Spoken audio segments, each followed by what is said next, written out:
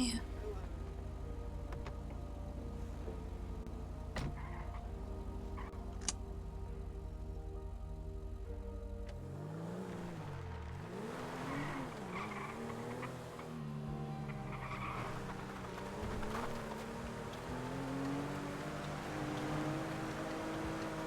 I just want to get this meeting done and head back to bed. I don't feel too good. Yeah, it's cool. Yeah, my voice is really gravelly today. You sound like the same. Yeah. If you ever can do that, it's not an issue.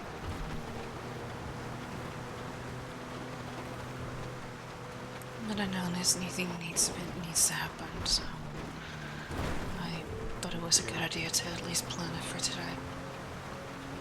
Oh, jump on the opportunity whenever it is available.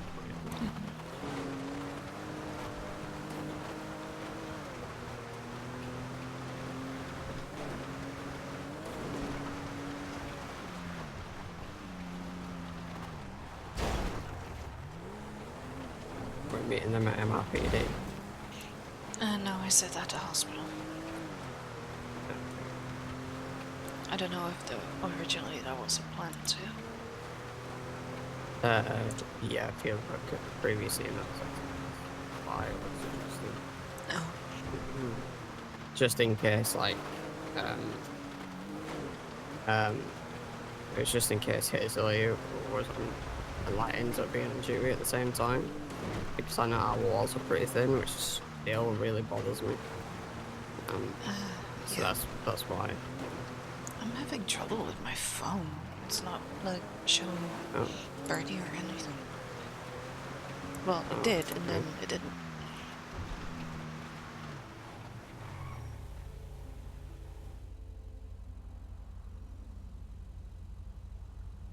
Not showing birdie, not showing Inspect, not showing the services app.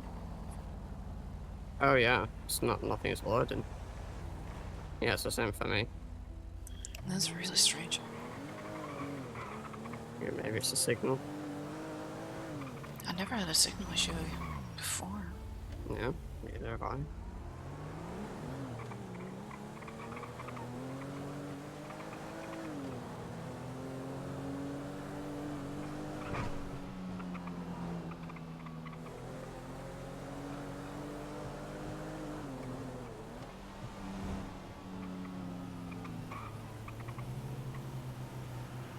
A green tractor.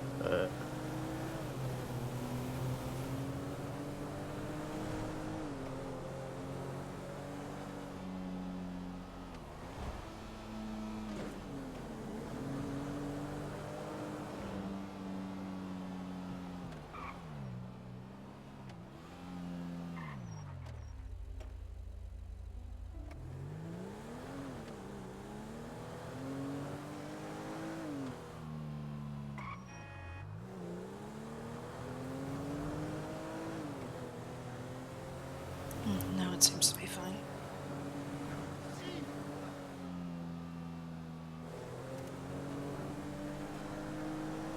Oh, the farm.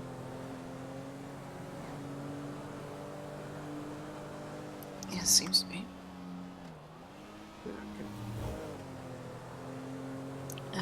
Doesn't seem like anybody's on duty.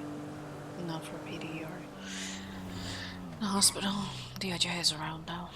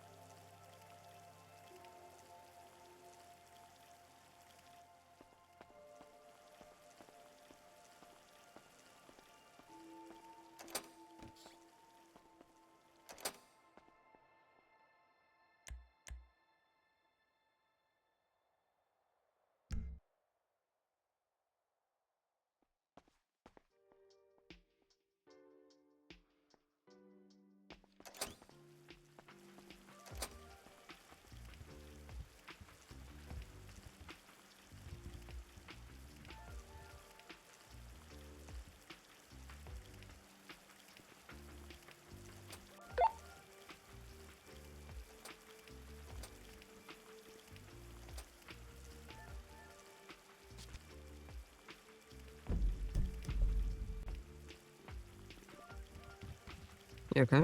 Yeah, I'm fine.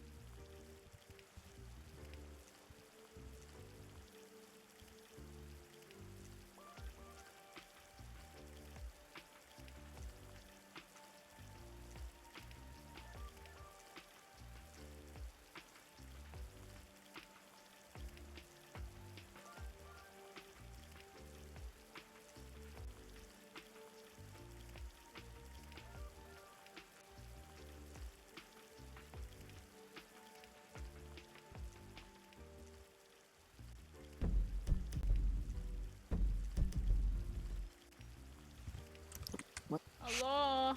Sorry, Hey. Hello. I have not changed to my uniform yet. So you got to see me in civilian. It's okay. We're just You're still all waiting good. on You're all good. Herman as well.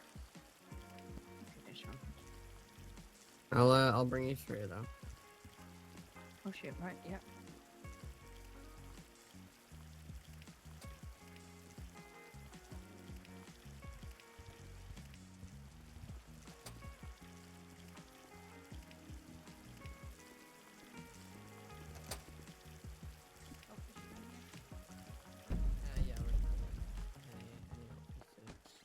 Yeah, okay. I'll be joining us shortly. How are you doing? How's PD stuff? It's great. I'm doing great. PD catching criminals, them crackheads. You know how it is. How y'all doing? Better. Better, that's for sure. That's good. Yes, it's been a stressful few weeks. Let's just say Yeah, that but hopefully April's better. yeah, let's hope everything goes in the right direction now. At least that's what we're striving for. Oh yeah, but are you guys still hiring people? Not just yet. But once we've got some more stable paperwork in place and whatnot, that is when we will start hiring people on. So we'll be Yeah, that makes advertising sense. on Birdie and whatnot. So That makes sense. people will know about it. Yeah. Yeah, that makes sense. That's good.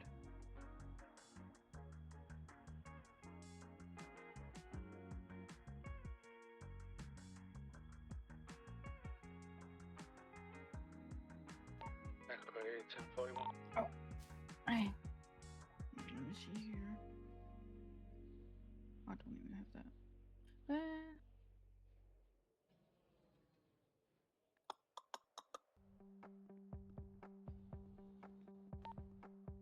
Hey, good morning, Herman. We're in the office.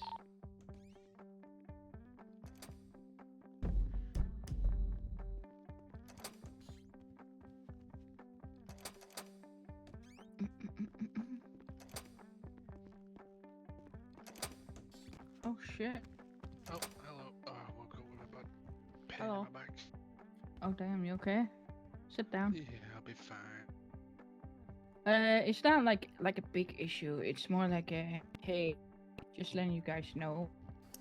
So we had. Tell me whenever you guys are ready. Actually. I'm ready. Yeah, I'm ready. Herman, you okay? Oh yeah, I'm good. All right. Okay. So we had a 95, right? We got a call from one of your EMSs. I think Hazel. Apparently, the 95 told us, Melissa and I, the person stole one of your ambos, had a gun in their hand, and she jumped in the ambo with him. with a knife in her hand.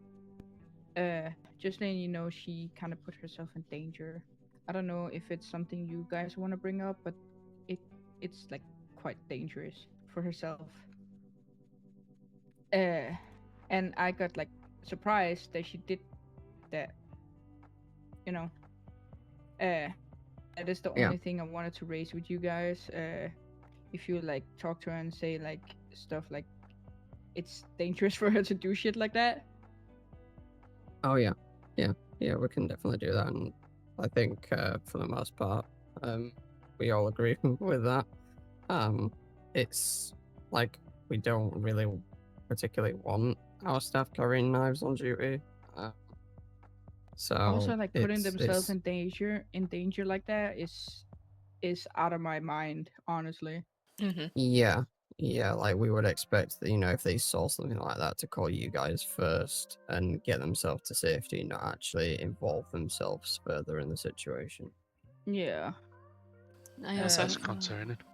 She did end up stabbing him. How it happened, I don't know. We caught the dude because of it, but it was just like the whole concern, her putting herself in risk like that. Yeah. Do you happen to know what medical treatment the guy received? I don't know. What I know is his name is Dave Huberwitz, and I can see when I look at the recent reports, he's DOA, so that won't happen again. Did he die from that? No. Okay. He did get medical treatment after the incident. Let me see if I can find it. It was just more like a oh, here it is. GTA hospital. It was just more like a concerning when I heard it. He was very angry about the incident because, 95s always, if they get caught, they always complain about it. My thing was more like she put herself in risk, and I don't want to see an EMS do that because, you guys are supposed to help and not put yourself in risk like that, of course. Yeah, I think we agree with that as well. Do you know if it was an act of self-defense that they did, or? What he said in the cells was he robbed the ambo, sat on the front seat, had a pistol out, and she jumped in the passenger seat, and whatever happened after, I am not too sure how. I think she kind of talked him out of jumping out of the car, and then she went out stabbing him. I don't know if he tried to attack her. Right. Let me look in the report if it states anything specific. It's already concerning that she decided to jump into the ambo when a guy is holding a pistol. Exactly. Bringing a knife to a gunfight, so to speak, for lack of better terms, is quite literally by the sounds of it. Yeah.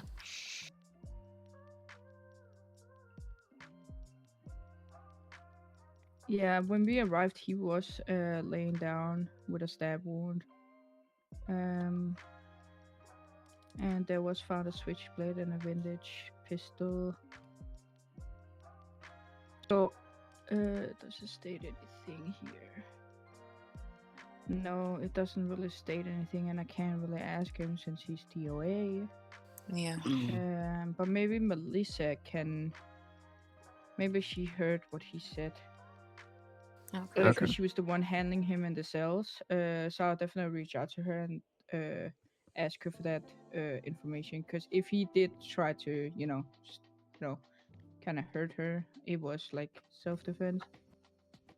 But if it was like he got out of the vehicle and she just instantly stabbed him, that's also a little bit concerning. Yeah. Well, yeah. I mean, it's not just concerning; it's a crime. If I'm not mistaken. So that kind of like, I know they're our EMS, but still stuff like that needs to be investigated and whatnot. Yeah, so that's why I wanted to talk to you guys to make sure that you guys know of the situation. Because nobody should really jump in any car if there's a person that's armed, and I don't know if he had the meaning to hurt her, but you can never know. Yeah. Just to clarify, Daisy, did you say that she was holding a switchblade, or was it a different knife, No, or was it him? He had a switchblade in his pocket, but he had his gun out. If she had a switchblade or a regular knife, I don't know. But we got her statement. Did they put it in the report is my question. Go for him. Okay, because we were talking to them yesterday. It was something completely separate, and they did bring it up to us, but that was the first time they told us about it. So we weren't aware of it until last night, and then we had a little bit of a suspicion that it's what you wanted to talk to us about after we got told about it yesterday, but we wanted to, kind of not assume that, but all they told us was, that they saw someone in amber, they got in the amber, and they ended up stabbing them. But they didn't really elaborate further on that. Yeah, so it does state here. The man with the orange spacesuit, which is Dave, we confirmed. Inside, he was inside the amber. She wasn't watching it closely, looking at reports on the radio with Audrey. Once she noticed, she called him to get him out. 3 times. From there, I put a knife to his throat. Right. Trying to get him to leave. So I am guessing with that, it sounds like she jumped in the vehicle, which Dave stated as well, and she must have put a knife to his throat, trying to get him to leave. Okay. While he was holding a gun. While he had a gun in his hand. And then the statement says he got out, so did she. Okay, so she did jump in it. He shot her, grazing her right shoulder, and she went up and sliced up his side. And then he fell back. So did he shoot aggressively at them, or was he defending them, running at them with a knife? That's so the thing is, what it sounds like that he defended himself at that point, but he did steal the ambo, but she had a knife to his throat. Yeah, so he had a gun in his hand. She got into the ambo with a knife, put the knife to his throat. They got out. He shot her, then she stabbed him. Yeah, so it's like a bunch of so you see where I'm trying to say here. It's a little bit difficult to figure out what is going on here. Yeah.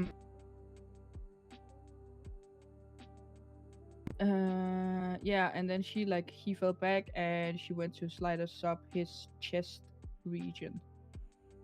And then he kind of fell over and needed medical attention. That's what the statement. He said that he was in it, had a gun out. Okay. So I'm gonna ask you, Melissa, what they said specifically, like what was like, if she remembers, if he stated that he had the gun in the ambulance or not, or if he took it out after.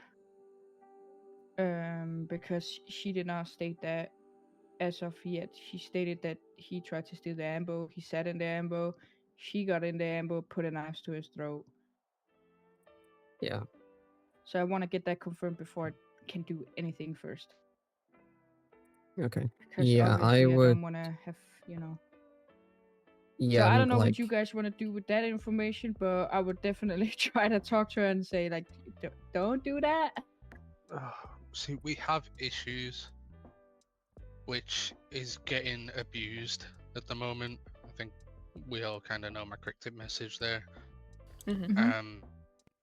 Which kind of puts us in an awkward position of, like, we have to deal with this, but we can't really deal with it the way we'd like to. Well, Yeah. That's not completely true, Herman. I went through the old SOPs that are currently in place. It definitely states that you should not have a weapon on you unless it's for self-defense. It doesn't really like specify what kind of weapon, but I would think that you wouldn't bring again a knife to a gunfight. Officer. Yeah. Would you say a knife is a self-defense tool, or would you say a gun is self-defense? Technically, both would be, but in this state, let's take this incident. If he did not have a gun in that ambush, that's what I want to confirm. Then she threatened him to get out with a knife. She could just have called us over and had us there, and we could just like have sorted it that way. So it depends on kind of did he have a gun in it? Did he point it at her? Did he threaten his life, her life? So that's the big ifs, I would say. It's like a he said she said situation, but the he's dead, so yeah. So it kind of is awkward. Yeah, so I would definitely have to talk to Melissa what was stated from his side, if she remembers, and then talk to the DEA and see, like, because it does sound like a he say, she say, but her statement kind of screws her over a little bit if Melissa can not remember, because in her statement it states he got in the ambo, and it doesn't state that he has a gun in his hand while doing so. Okay. I'm also wondering. It's more like where it lays there. I will hate to try to, go after her for it, because I know, like, I know how situations like that can be, especially if you don't know who the criminal is. That's why I kind of want to make sure that, everything is gonna be done right. Yeah, I mean, in terms of your guys' investigation, I will support you with whatever you guys need, and then we'll take whatever action we need to take on our side. Should it be appropriate for us to do so? But yeah, to me it sounds like a kind of like a he said she said situation right now, but also at the same time it sounds like they shouldn't have really done what they did, otherwise they wouldn't have ended up, both of them wouldn't have ended up in the situation they did. So exactly, if it weren't for their actions, it could have been avoided at all times, but again it could also have been worse. We can never know. We do always run on the basis of contact the PD and let the PD work out situations, so that's where our issue is, I think, at the moment. Exactly. She did contact us after, but after the incident was kind of done. It's more like her statement. It's if the DA want to push it, it will screw her over. So I really want to know what happened prior. Like, did he jump in the ambo with a gun out? Because then then you could kind of argue that she was threatened, and then it will not be her bad end.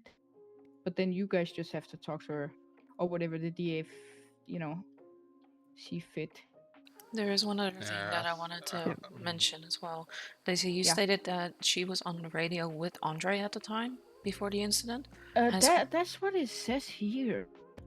Yeah, and on the so once in a while, this is also something we have talked about in PD.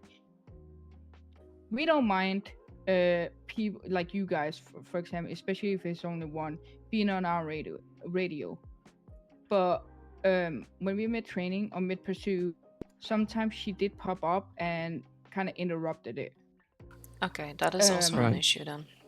That is also an issue, which I am sure someone was gonna bring up to you guys. But now you know. Now I told you. Well, we already had for ourselves as well that we weren't going to be on PD radio or interject into anything. especially if there is a chase going on or if there is a situation going on, unless it's absolutely necessary.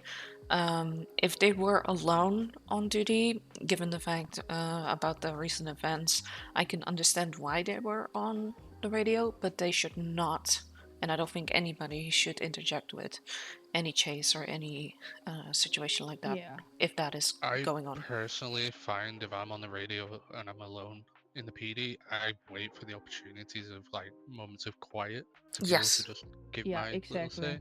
I'm a little concerned if they're talking over officers mid-chase, because that's kind of a bit... Definitely did that that day, and the other day while I was training, they interrupted to say if they say in a second they will go off duty. So if they say that, that means they're not available. And we were mid training, and I was mid like trying to explain some stuff to my cadets, and it was kind of disturbing. And I did I obviously just said 10-4. But it was like that point where it could have been avoided. You know, like shorten the radio comms kind of thing. Yeah. Or just let PD finish. Sorry, that's me. Exactly. But it was over radio. Just to clarify, it was something you were teaching over radio. Is my understanding at least. Yeah, because it was like we were going. So we were doing like a pursuit, not a pursuit, a traffic stop training. And I was in the other course. I was like further away, so they might not have heard me. So I was like talking over the radio. Okay, yeah, that is then an issue in itself. I'm sorry. Sorry, go on, Herman. Okay, so there's a few things that you brought up that do need addressing. I will say that they are an EMT that has not been, unfortunately, trained on certain things as much. Yeah, I understand that. It's just like so you guys know, to like so they can be like corrected, or that sounds so rude to say. Honestly. No, it definitely needs correction. No, it's not. This is a situation that is very serious, so I'm glad you brought it up, because they didn't brought it up in any way, shape, or form until yesterday in a meeting that we had. So, and where like I said, representation, which I feel like is kind of hindrance in some sort of way. But I will say I will start going through a bit of some training things with them and try and get them corrected on the radio, because I and Jane, I think, have experienced them being a bit unaware of how to like address a radio properly and that kind of thing. Like they will have a bit of a longer conversation than they need to. So or they pick up on radio that is not directed to them as well. Yeah, like, they seem to answer for other people's questions. Yes. Yeah, personally, you guys know us. We don't mind if you guys are like, there's only one of you guys on duty and you sit in our radio. But if there's like a chase going on, we would like that silence. If it's not something that's like, I need help, like instant. Yeah, exactly. 78, 77s. Yeah, that's different. Exactly. Do you use like your other radio channels for like things like training and chases and stuff like that? Sometimes it really depends. I will bring it up because sometimes there's 2 chases going on and people don't move radio down, which can be very confusing. I will bring that up to one of the higher ups because I've noticed that myself. We are currently also working on the radio because sometimes there's too much communication on it. Is anyone on the PD using the open frequency channel? Because we could always just say to Sam's, if you need the PD when you're on your own and it's not like an immediate like danger situation, go on to open frequency. Yeah, so the only reason people use that is either paperwork or they are doing something else. Like training usually moves down to PD 2 or 3. Yeah. So it will usually be like, you know, like those kind of incidents or private conversation between a higher up and someone else, or paperwork, as said. So yeah, that could definitely be a suggestion. I would definitely probably go for that if it's like if that could help on the problem. Yeah, that could be something to look into. We do need to have a conversation with the PD about a couple of reasons. So I guess at that point we could also bring this up in that meeting eventually, and because I do know. Yeah, go on. Sorry. The sensitivity to certain things. So when I've been on radio with the PD, I've overheard things, and I've decided to change radio back to Sam's just because I don't think some information I should know, and I feel like that's probably a concern as well. So we could do with a set channel where Sam's can be around someone where they're not alone, so for safety, but also they're not interfering and interjecting in situations like a chase. Yeah. Or advantages, that kind of thing. Yeah. So I'll definitely see if I can talk to Miss Sampson's today or tomorrow or whenever she has time. I'll send her a mail and see if I can get any form for confirmation what was being said in the cells. But again, he say, she say. And I will try to see if I can catch a DEA, probably Ashbrook or something, whoever's around at that time, of course, and see what do they feel about this incident. Yeah, sounds good. And I will let you guys know. Wonderful, perfect. Yeah. Oh, go on. You mentioned that this Dave person's a DOA. Yeah, I looked at the recent report, and it looks like he is a DOA. Okay. So on we don't have a report for them.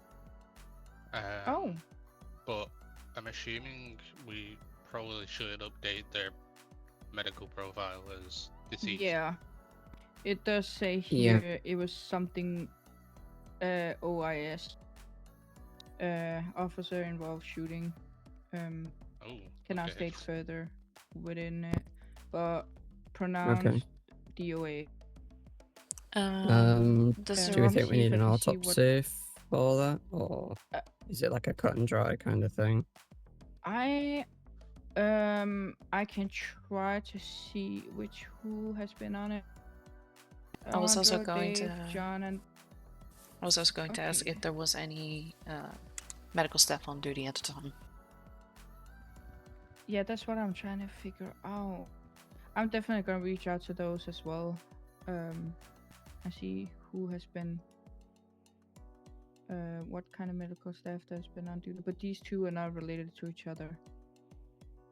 But yeah, I did receive an email about it, and I responded saying I can get an autopsy scheduled with the local coroner, but scared myself. It wasn't really clear.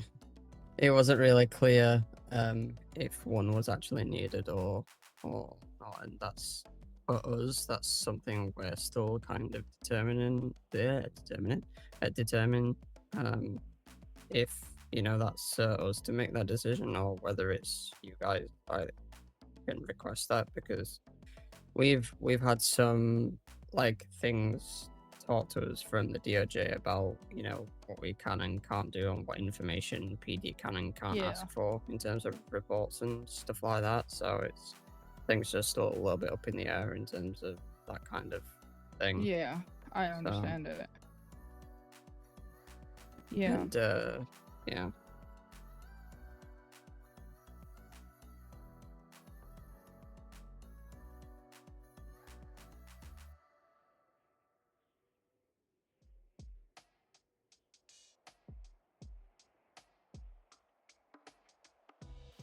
Okay.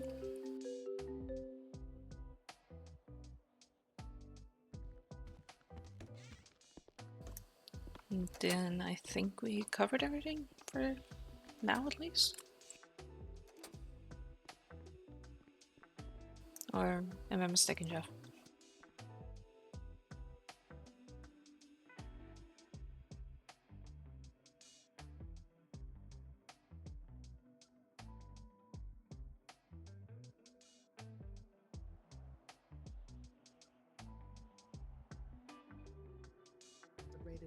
everyone, and they got the fucking smoke.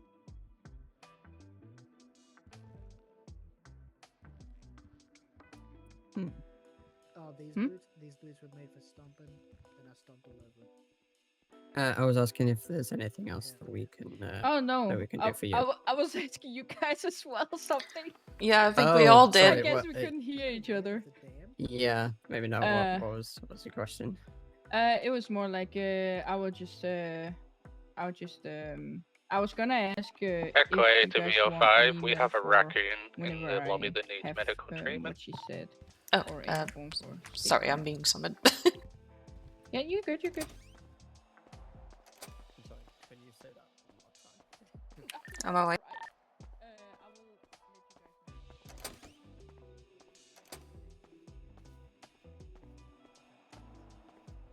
guys know. Hello. Hey, Mom. Hi, Anna. Sorry. Oh, I got a job as well as a tow guy, but I don't know where I pick up my tow truck. Okay, fine. Oh, It's on fine okay. yourself. Don't use it for its non-intended purpose. If you have any worries, concerns, or anything like that, come back in. We'll reassess and go from No, give me the spiel. Let me Do it. check. Don't eat, drink, it's not your fucking beefy bump. Put it inside of you, put it inside of anyone else. Have Throw it a at PD, nice throw it at day. anyone. Use it for your You too, revenge, you use it too, as take care. terrorism, use it to something You kill too. you, Let me use it as see. a parachute, use it to grow drugs, use it as any sort of Jeff, are explosive you device. aware to get a tow Use it truck as a for like the tow condom. truck That was job? a recent new one. Again, don't eat it. Oh, I think that should that's be it. better. Sorry. You know what? I'm gonna fuck it and eat it. And my mask was You know like what? stopping my Fair voice enough, from but like please don't use it for work. its non-intended purpose. What? Yeah, my mask I'ma was do getting it. in the way of my voice. No. No, it's okay. Oh, hey, It's Dad. okay. I'm gonna do it. I'm Wait, trying to figure out where to get a tow truck. Adopted. How did do Oh, you know I'm where to get a adopted tow too. truck? I keep hearing about it in our A goddamn tow emails. truck. Yeah. Yeah, that thing Probably with a be toe on the frank. back, and it's got like 4 wheels. You know what? And it's got an engine in it. Yeah, I know what tow Do truck any of is. us have It's DD?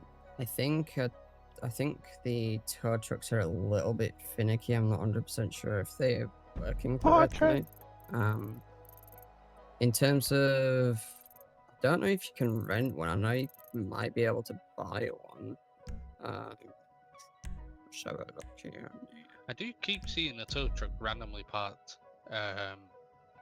So I do see that they are around, but I don't know There's if a I bunch can of 'em. necessarily get one. I know there's an impound with like a tow truck Oh, yeah, the impound. or tow David Street. center. Roy Losty? Yeah. Roy Lowe, David. Sorry, Davis. Oh, yeah. yeah. There's... I see it. And it's Scrapworks, yeah? I think Roy so, but Lowe maybe you can get one Innocence. there, but I'm not sure. Or there's a tow truck job You centre. do. Oh, I see it. Near Yeah, David that's the Avenue. one. That's the one. Yeah. That's the one. So you might be able to get one there. Could I get some medical before I leave? Yeah, Yeah. this was the situation where I was unsure because, raccoon. I mean, we can work that out together. Come on, Herman. You can follow us, sir. Do I follow the Nice to green line? see you. Yeah, Stay safe. Wear a seatbelt. the green line. Oh, the green line's gone. Oh, No, it's up here. Look. okay. I'm following the green line. Oh, where do I go from here? Like, there's a green line going this way. Left. Oh, This way, this way. Yeah. And then right into recovery area. You can pick any of the beds. hospital. Oh. Lay down. Alright. So what exactly is going on? I was going for a bin. I got bit by a raccoon. Oh dear. Okay. Is it the raccoon on your head? No, it's not me. I didn't bite myself, did I? Oh, okay. I just want to make sure,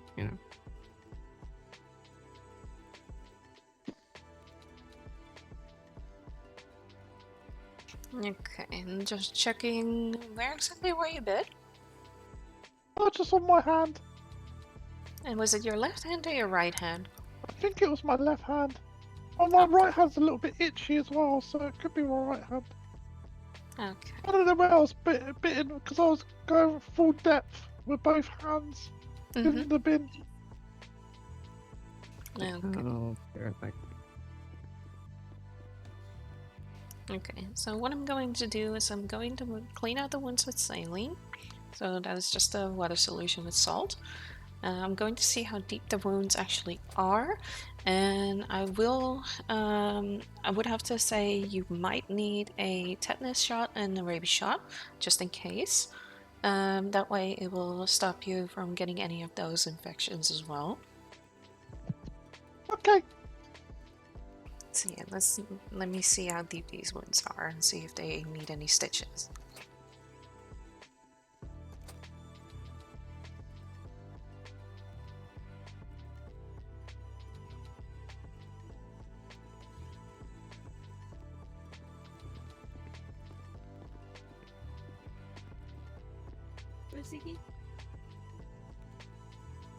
I would check the other hand. Yeah, if you want to clean up the right hand and with saline, and I'm just checking how deep they are. Because the right one was just itching, but you're pretty sure that you at least got bit in the left one, right? Yeah. Okay.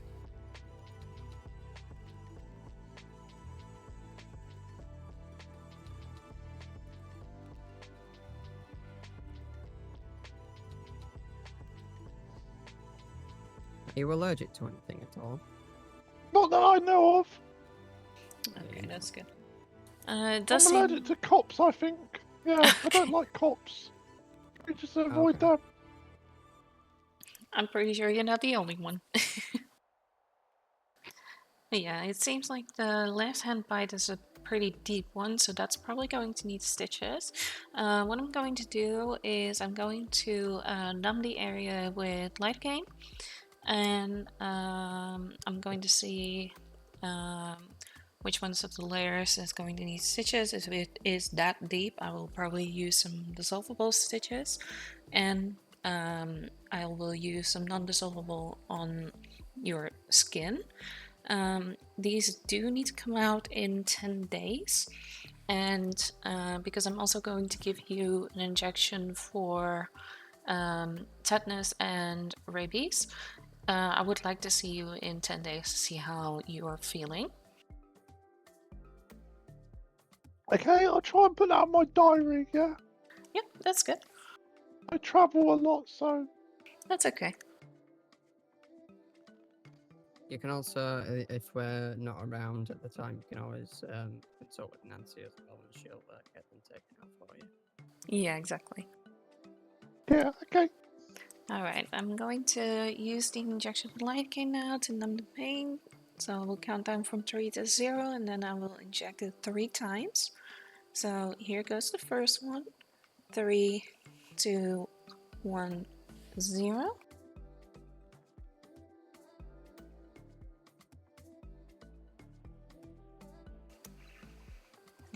Okay. And we'll do that 2 more times. So here comes the second one. 3, 2, 1, 0.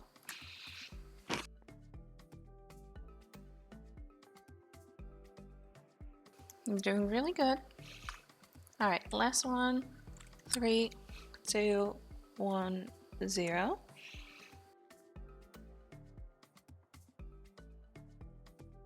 Alright, good job. Lovely. So we'll give it a few seconds. It should feel a little bit more numb. And then once I will do a little bit of a test, we'll see if it's completely numb, and then I can start with the stitches. Okie dokie. What's your name? Just so we can write a report for you. I don't like reports. I'm allergic to reports. Oh, it's just a medical report. You won't be touching it. It's for us. Oh, Ricky. It's just so we can. It's just so we can keep track of the injections and everything as well as the healing process. You said it was Ricky? Yeah, Ricky. You have a nice name, Ricky? Is it Smith? Yeah, Smith. How do you have my records? I've never been here before. Have you been stalking me? Oh, Doctor? No, it's just a really good guess. You know, Smith's a very common name. Alright, Need the police down here to arrest this doctor for stalking me. Oh, he's not stalking you, I promise. But once you flown in, some of your information is put in our databases, and that is not just for us. That is just from what is written on your passport and your ID. Oh, are my fingerprints in your system? Fingerprints? I'm not so sure, actually. No, I'm not too sure about fingerprints, but that's probably more of a PD thing, to be fair. Oh, you can't check that, Doctor. No, I don't think we can. But that's okay. Alright, I'm going to see if this area is numb, so I'm just going to touch the area on the outside of where I put the injection in. So, do you feel this if I tap your hand? A little bit, yeah. Okay, and I'm just going to check another area. Do you feel it if I'm very close to your wrist? Yep. Okay. And just around the knuckle, do you feel that? Yep. Okay. I'm just going to move a little bit closer to the area. You should technically not feel anything anymore if I'm this close to the wound, but we're just going to double check. Do you feel this? What? Okay. And I'm just going to check the other side. Do you feel this? Okay, that's good. So I'm going to start with the sutures. Again, you shouldn't feel anything except for like a little bit of tugging. This is not going to hurt, but it's just going to be a reaction of, you know, me putting these stitches in. You should be okay. You should not be able to feel this. Okay.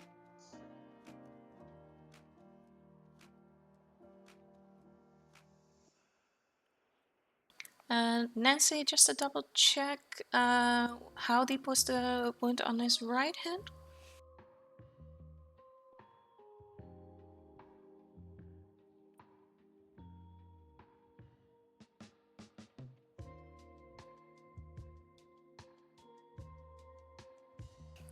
Okay, that is also a deeper bite. Jeff, if you want to do the same thing on his right hand, and do basically the same thing, use lidocaine. Yep. I mean, you know what to do, I think.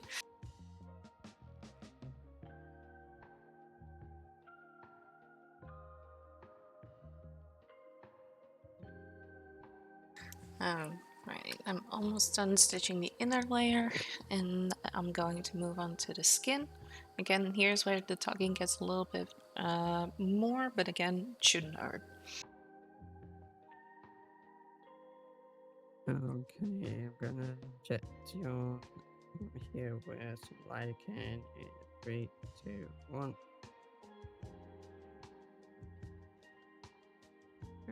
Go. I'm gonna give that a few moments. Are we giving them a rabies shot?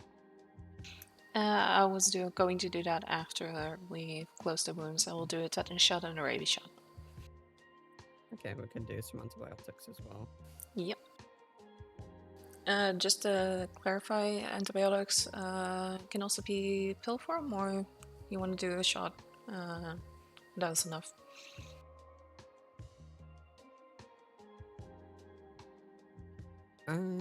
We can do 5-day course of prescribed antibiotics if you're okay with that, or would you prefer just another shot, Ricky?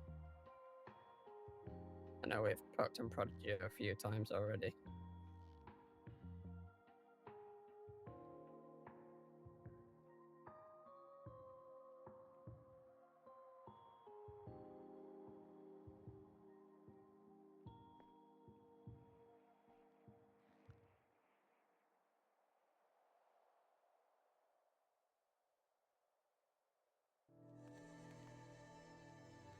Ricky? Oh, sorry, I fell asleep. My bad. It's okay. We were just asking because the doctor also would like to prescribe you some antibiotics. Do you want that in pill form, or would you like another injection? You're still getting two Oh, for... he can just inject me, it's fine. Okay, then we'll do that. Okay. All Sorry, right. this bed is really comfortable. It is a really comfortable bed. That's what you at least try to. Yeah, I am done with the stitches. Dr. Jeff is still doing the stitches on your right hand. And what we're going to do is I'm going to prepare the injections, so I will step away for just a few seconds to grab those, and then we'll give you the tetanus and the rabies, as well as the antibiotics, okay? Okay. Did you put a dressing on the left side, Jen? I was going to grab those as well. Alright.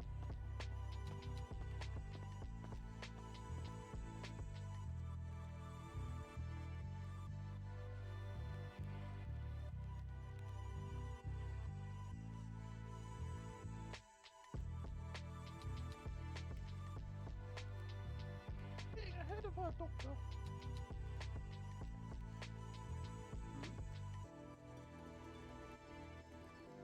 I said you were getting ahead of her.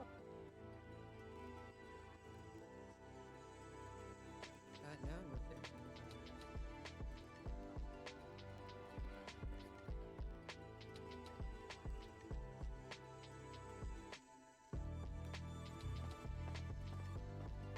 Are you guys gonna have an Easter egg hunt in the hospital this weekend? I mean, I was going to bring that actually up, but I haven't got a chance to. You just reminded me, Ricky. Thank you. I like Easter eggs. So if you're gonna do one, I want invite, please. Well, if we do one, we will get it posted on Twitter so everyone knows, alright? Okay.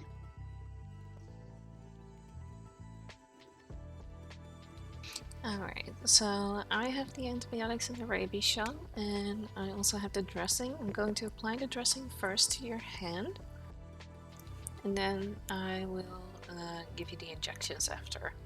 Jeff has the injection for the tetanus, so you will get 2 in your left shoulder and 1 in your right shoulder, okay? Okie dokie. Getting this dressing on now.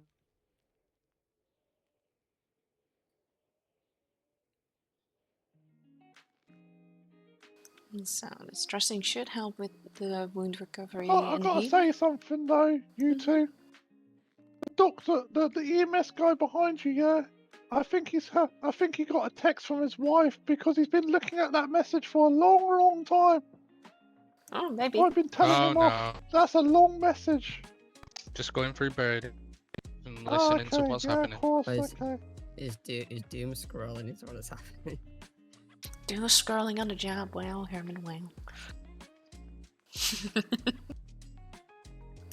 Alright. Okay, I'm going to give you the first injection, which is a rabies shot, okay? Okay. You want me to count down, or you just want me to give you the injection? Okay. Alright, here we go. This is the first one. And there.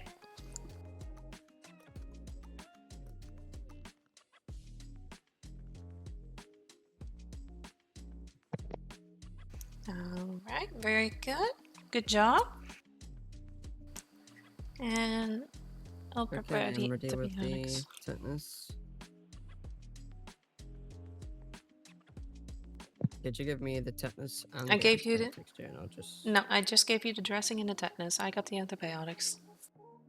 Okay. I'm gonna do the tetanus one. Okay, 3, 2, 1. And we're done. Good job. Alright, and then I'm going to find a little bit of a different spot for this antibiotic shot as well. Alright. 3, 2, 1. There we go.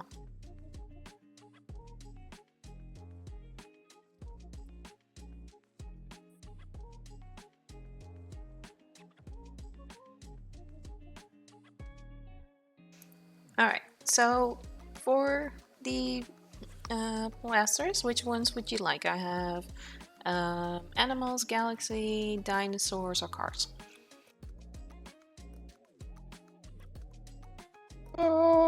Dinosaurs. Okay. So I will give Jeff one of the T-Rexes, and then I have a Stegosaurus and a Triceratops. You don't have a Chappie in the city, do you? I will order those for next time, okay? No, Chappie! The guy, Chappie! Oh, Chappie! No, I don't know what think I Chappie have is. that. Oh, he's like an AI. He's like a cop. A gangster robot. Yeah, like a Oh robot, yeah. Ah, that from that film with what's the name? It's I don't not know. E.T. It's not E.T. Not that one. It's not that Diane Wood. Will Smith one, is it? No, it's got Diane Wood in it. Ah, okay. I might have been thinking about a robot. He's just got a South African accent. Classic film.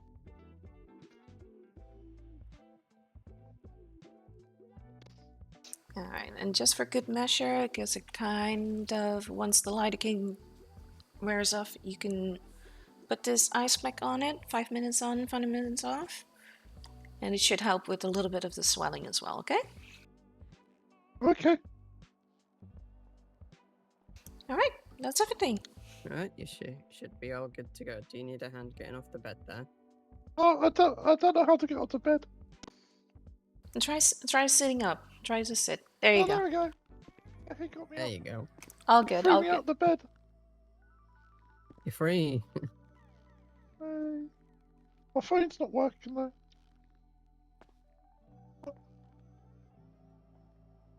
Oh. I don't know.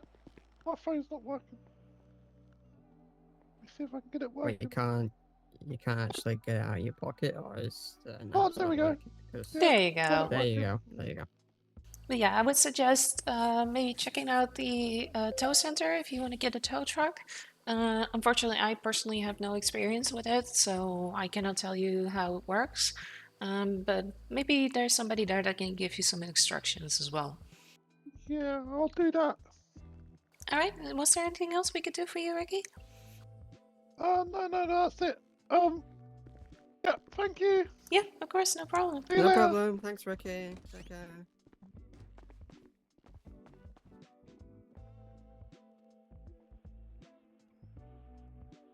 I already got a report started. Okay. So yeah, for this case, if it is an animal bite, Herman, I would just treat it like any animal bite. Give tetanus, especially if it's like an animal that is technically not domesticated in any way, shape, or form. I would always give a rabies shot as well. And technically that goes for human and animal as well. So if an animal bites another animal, if it was like a raccoon biting Nix, for instance, I would still do the same.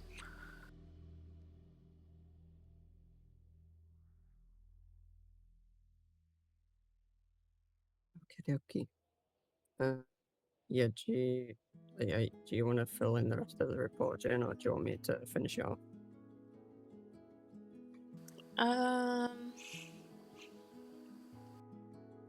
I think I will be able to, so I can do that. I just don't think it's so wise to do that here. Okay. You good, Herman? Yeah, I'm good. Okay, good. Alright, I'm going back down. Yeah, I think I'm gonna 1042. Yeah, that's fine. I think we're gonna do that as well after we've done what we're doing. But I am gonna nip to Lou, so I'll be right back. Okay. No worries. I'm just gonna grab a coffee from the cafeteria. No worries. Well, Yeah, see you around. Bye. Bye.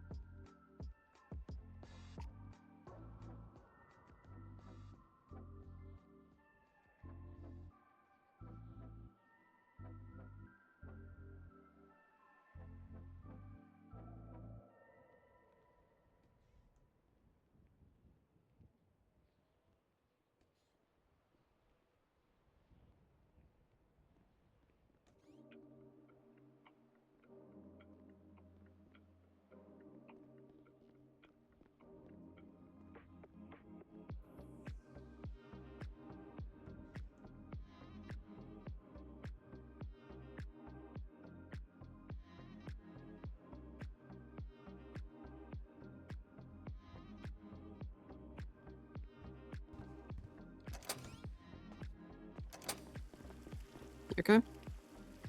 Mm-hmm. I think I got everything.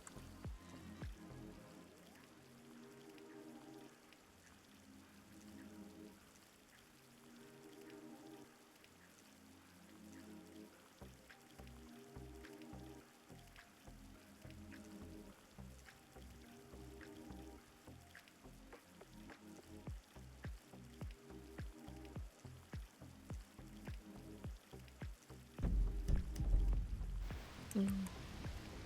Oh. Okay.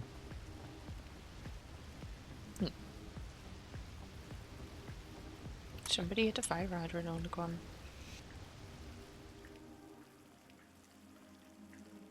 Yeah, I'm ready to clock off you. Yeah. The only thing I would say is, if, like, do you think if we give someone like tetanus or rabies or any kind of vaccination, like it should be noted on their medical profile the day it was done? Yeah, good call. I mean, I can do that. It's not an issue. It's just for like rabies. It should happen. I need to check that actually if it's different from, you know, humans to animals, but I thought rabies wouldn't have to happen every single time if there is a suspicion, but I'm not 100% sure on that. Tetanus, however, can last for a while.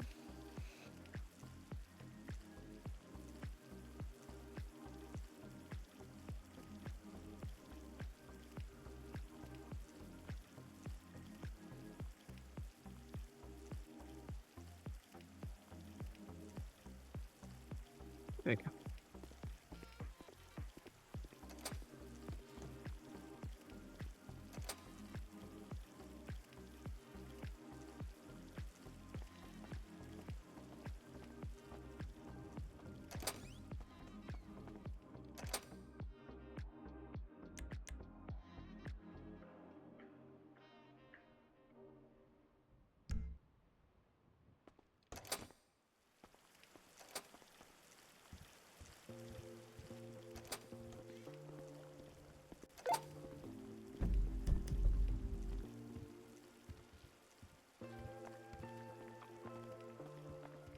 You don't happen to have any drinks on you, would you? No, that's the only thing that I'm missing. I do have food.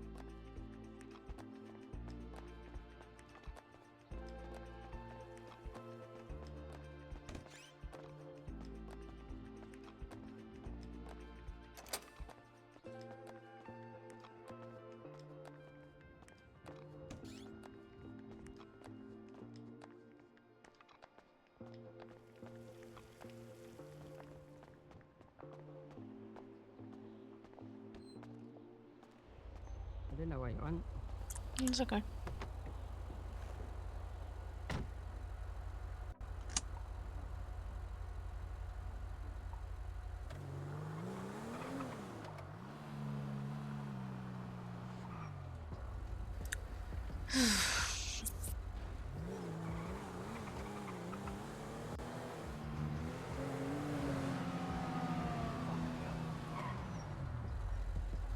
Really don't know how to feel about all of this. How about the Hazel situation? Well, it sounds to me like it's something PD need to investigate, and that's what they're doing. So I just need to go to convenience store because I do need something to drink. Otherwise, I'm going to pass out. Okay.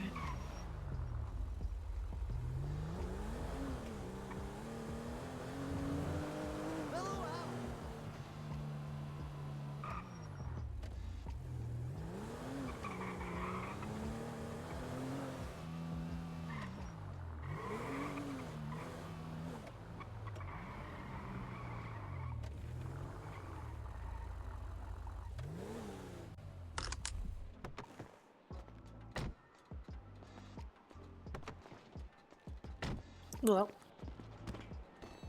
did not mean to do that.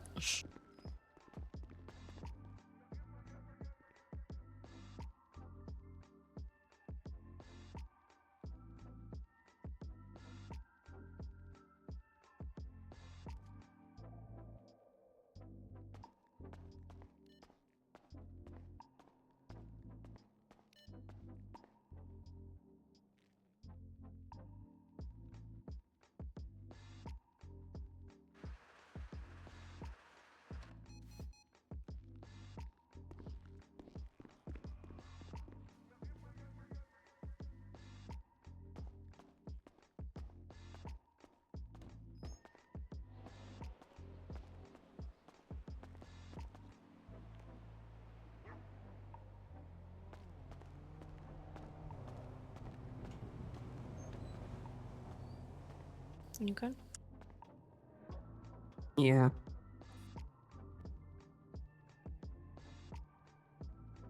Refreshing.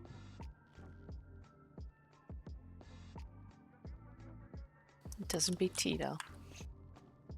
No, it doesn't.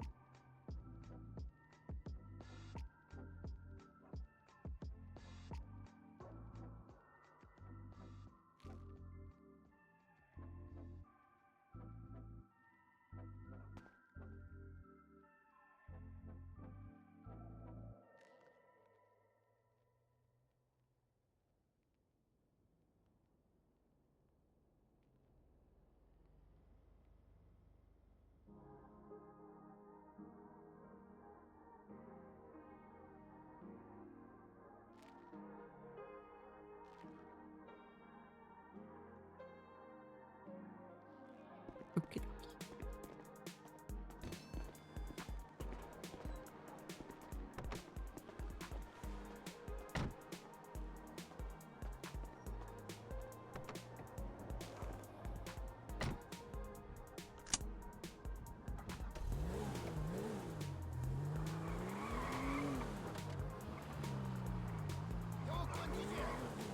Like a puppy.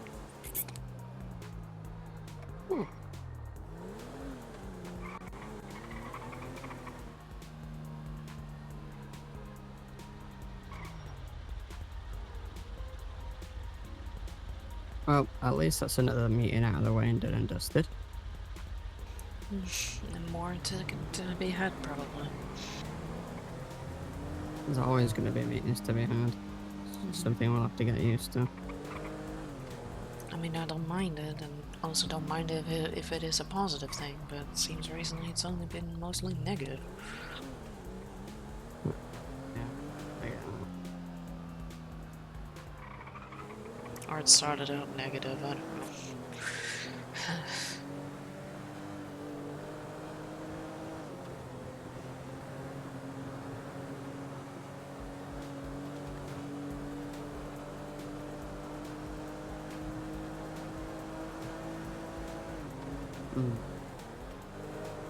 It was nice to see Hannah as well. Yeah. I'm not gonna lie to you, I find it funny that they brought in a raccoon. Yeah.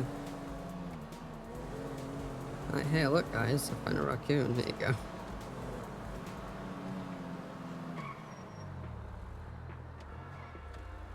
I was half expecting it to be J Masters, you remember him? Oh, from yesterday. Yeah. But you remember you also used to wear a raccoon mask all the time? Yeah, but now he's wearing one of those clown masks.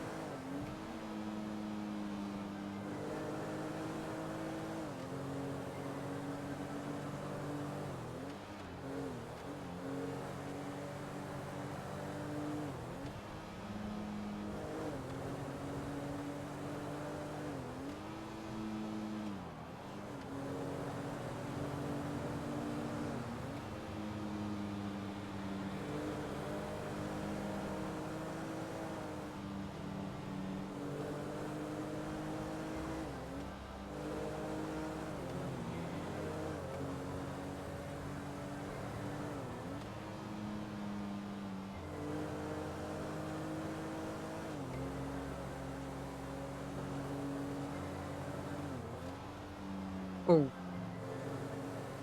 sorry.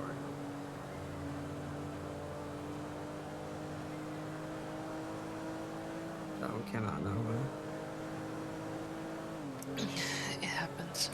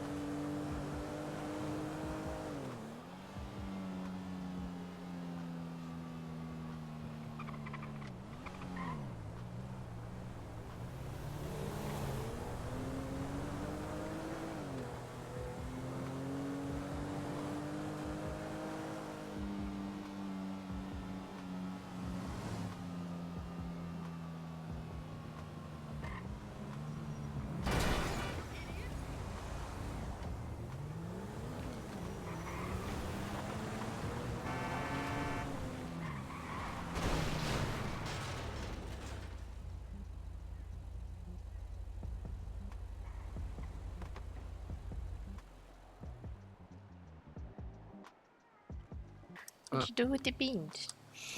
What you do with the beans? Oh no. Huh? The bins! The bins!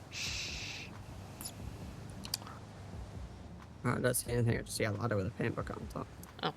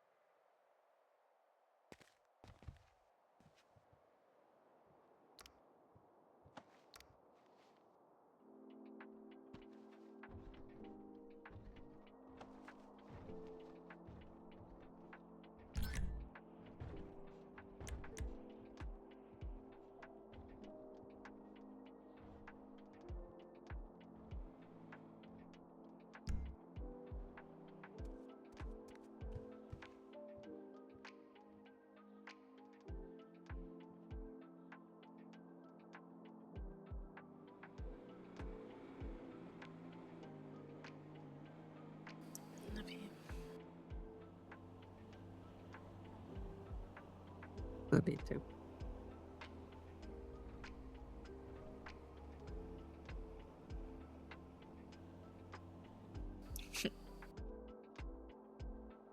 We went to cuddle. I'm Big Spoon. My big spoon.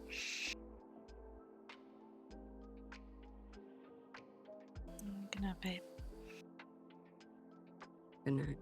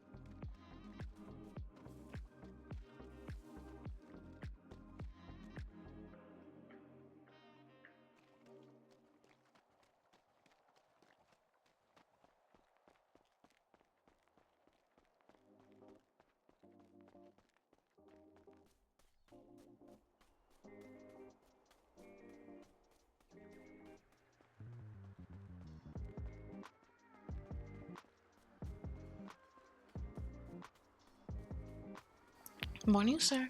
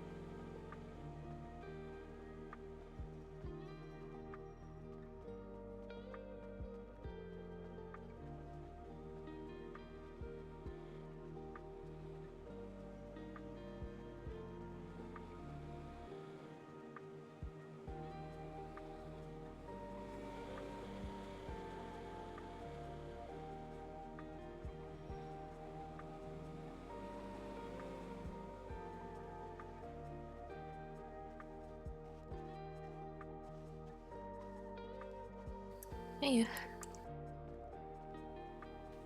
How did it go? Okay. I'm just gotta keep an eye on some mountain lions. Okay. You okay? Yeah, I'm hungry though. Huh? Yes, I'm okay, but I'm quite hungry. Okay. Let me get changed and I can, I don't know if I have my car here. We can get you started. That's fine. Just give me a minute. Yeah, okay. I'll wait. Okay.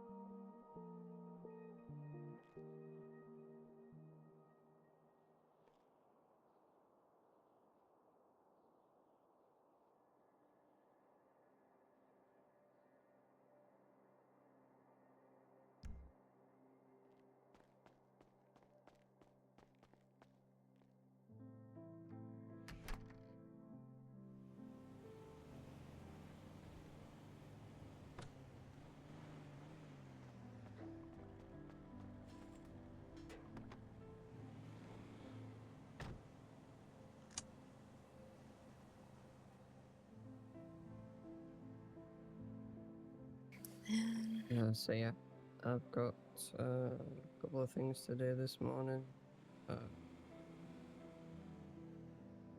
Okay. Yeah, I need to send an email and write up a medical report for the patient that the medical board told us about. That's in ICU. I think they're in ICU. Okay. But yeah, that's I think that's. Yeah, that's fair. My car is at the hospital, so we can go to the hospital. We can go make some food, and then we can do that. All right.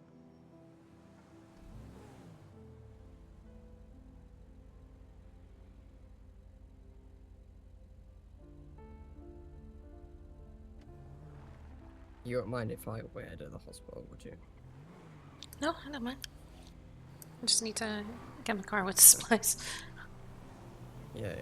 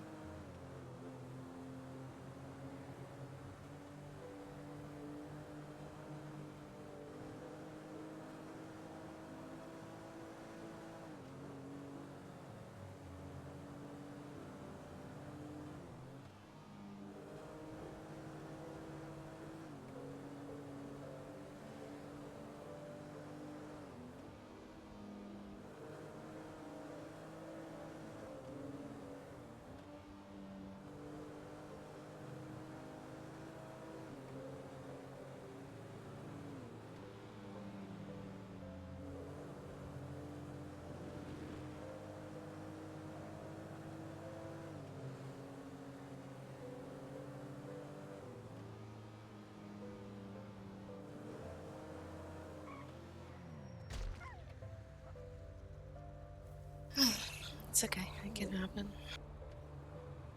I know, but I thought, honestly thought I dodged that one.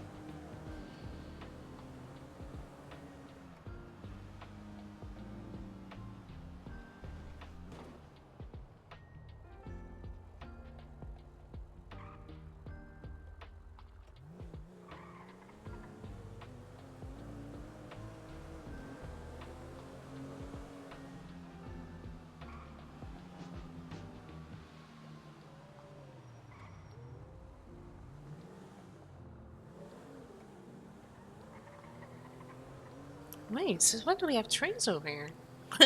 I never noticed that. Actually, yeah, that's a good point, isn't it?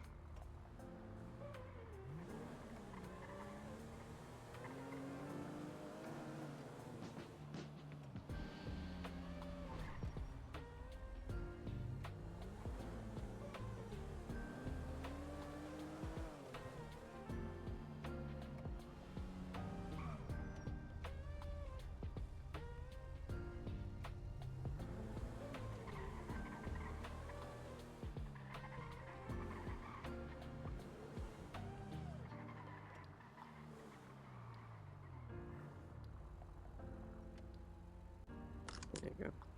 Okay, I guess we're good, and I'll be back. Okay, I'm gonna park this in the garage. Okay.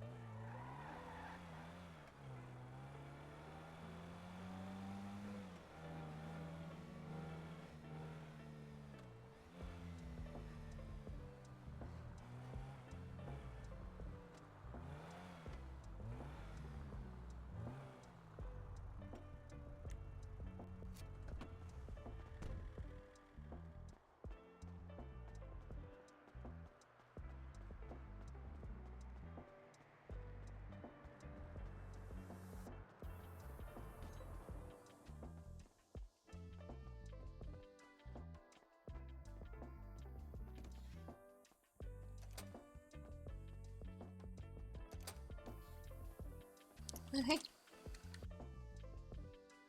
Oh.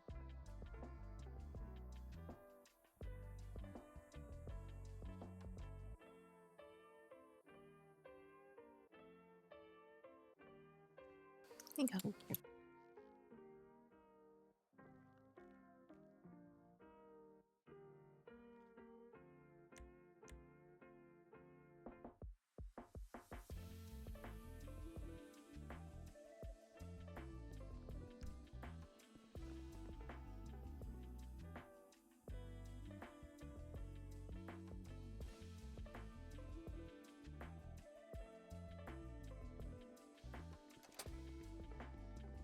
Oh, sorry, didn't think you were going to follow me.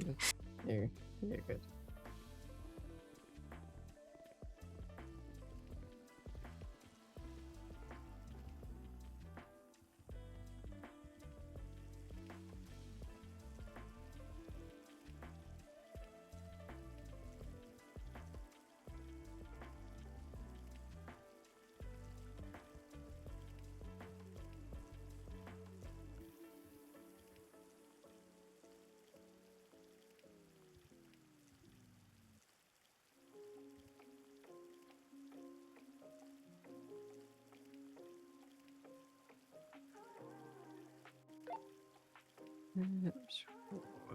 Okay, interesting.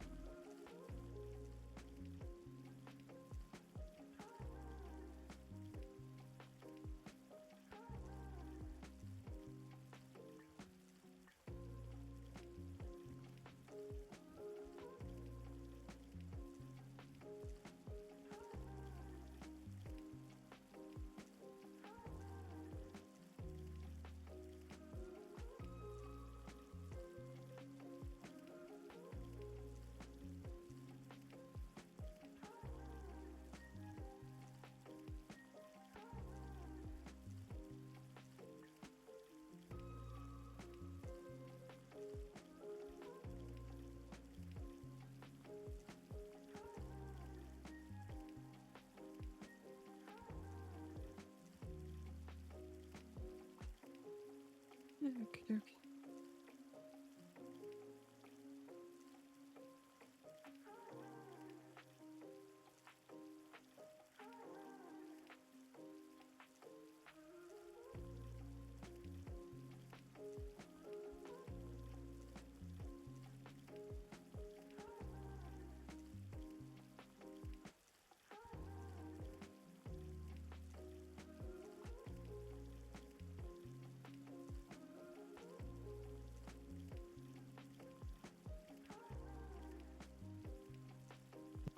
It looks like we get duty notifications for PD as well now. Okay. I'm guessing they probably get ours. I would think so, yeah. Okay.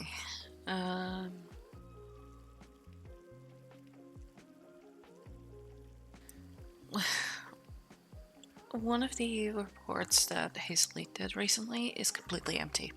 It only states in the title who it is and what the injuries were, but it doesn't say anything in the actual report. Which report number is it? 445.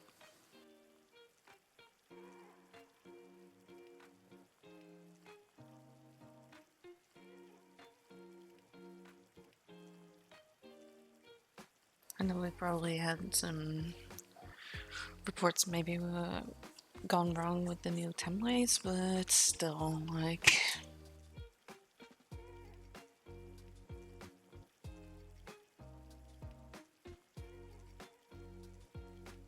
The other one seems at least a little bit filled in, not great, but...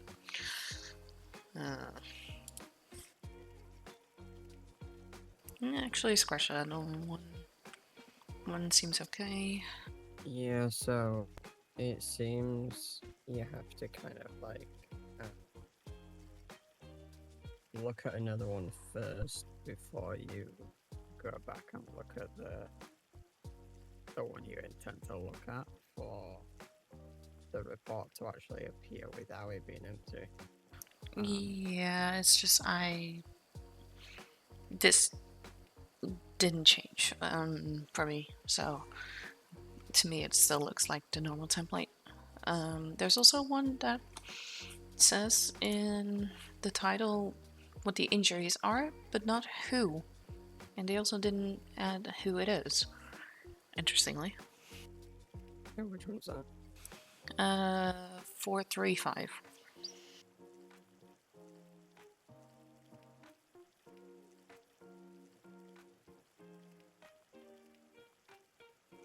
Okay. Well, obviously Herman was around yesterday. I don't know if they did any hit training with Hazelly, but as far as I'm aware, they're on LOA. Hazelly, they're planning LOA for 30 days. So yeah, that's true.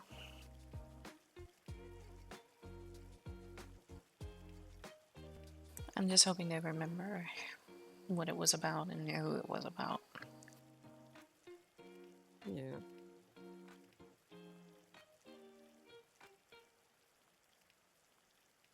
But I gave templates to our IT guys.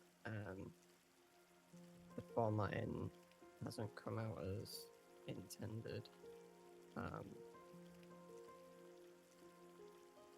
If you look at the report I did on Ashbrook, that's how it's supposed to look. Okay.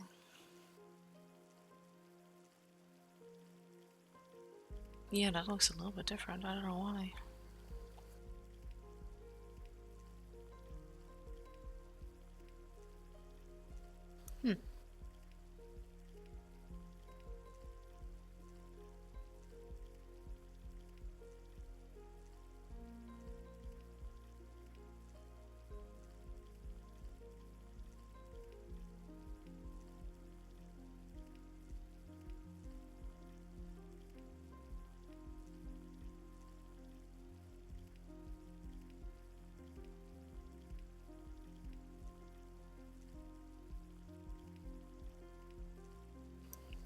I'm just switching the status from isolate to LOA.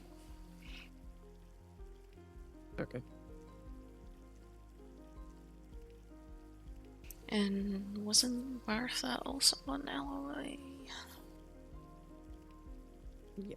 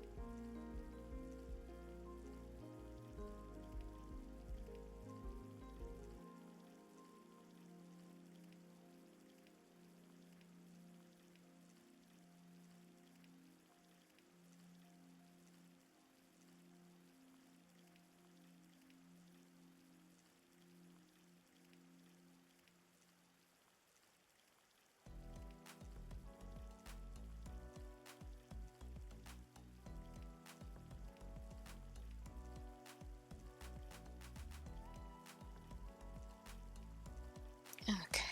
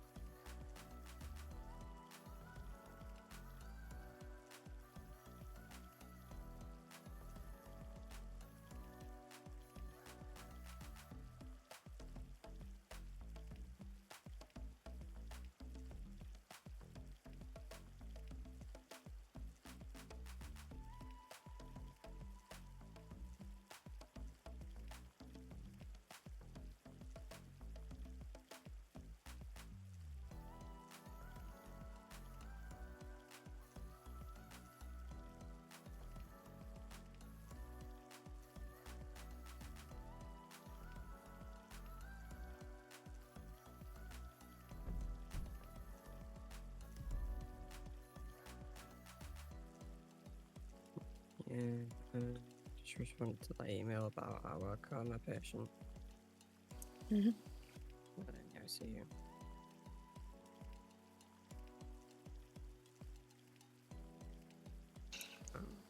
I'll just go and check up in the ICU to see if anybody's awake.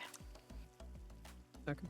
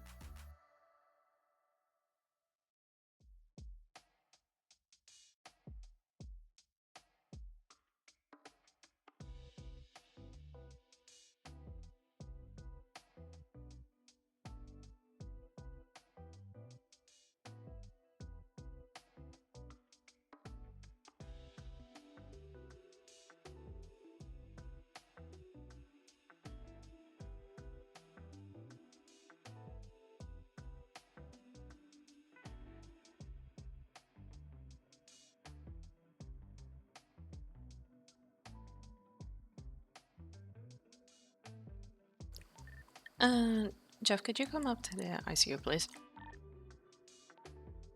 Yeah. Hey, is it urgent or? Negative. Just wanted to show you something.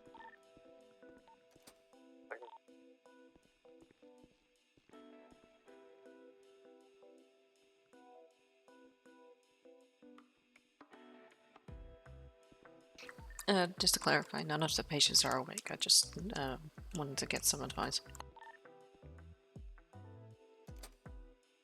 Okay.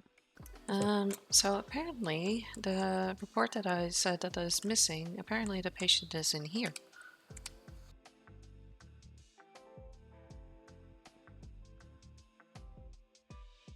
What's that date? No idea. Oh, calendar, there you go. I have no idea. The problem is, though, report's title says knife wounds and GSWs. I don't know how to go about this, to be honest. Well, technically I shouldn't, but, you know. 4, 5, 5.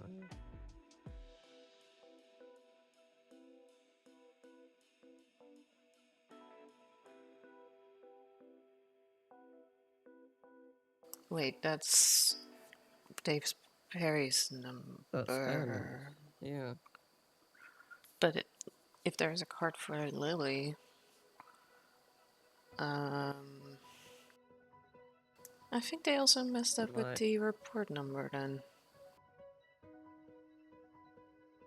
What do you mean? The report number for Lily is 445. This note says 455. But there is a card on the desk over there. This is for Lily Waters. Yeah, 455 is the most recent one that Herman did. And that's not even an ICU patient, so... Yeah, that's why I'm like... If Lily is in this room, then all of the dates are wrong. Sorry, all of the numbers are wrong, not necessarily just the date. But if she's in the ICU...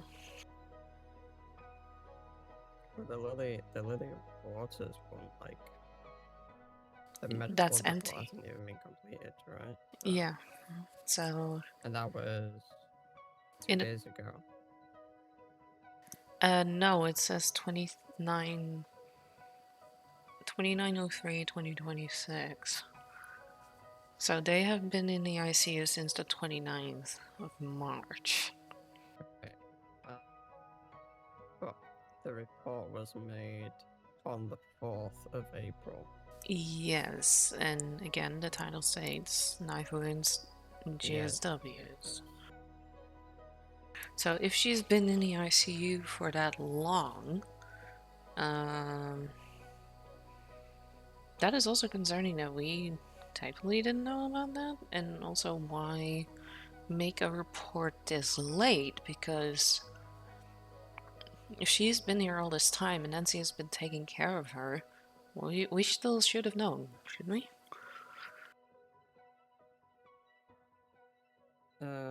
Yeah.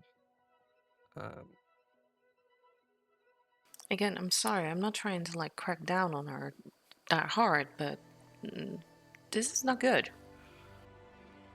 It was also the day that I think they may have been having issues with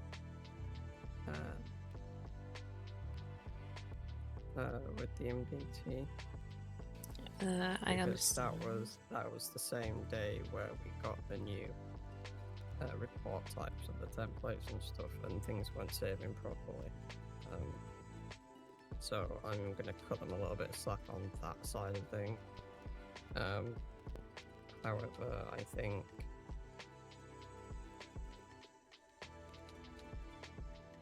they've obviously misspelled, like, or, you know, like the you know, the note on the door of the ICU room. So I don't know, maybe they were tired or something, but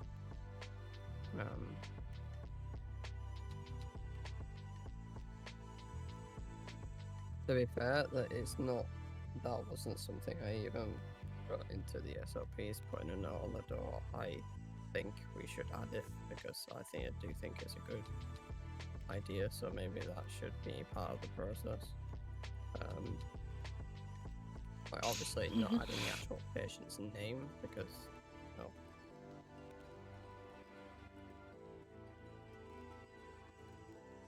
for security reasons, but having the report number is I think that's a good idea. There we go. Why does that keep happening? Weird. Well, it's not just that, it's just we don't know anything. They also didn't, like, send an email. There's just nothing except for what we can go off of a title. Also, sorry, correct me if I'm wrong, but has Jessica then been moved to bed 3?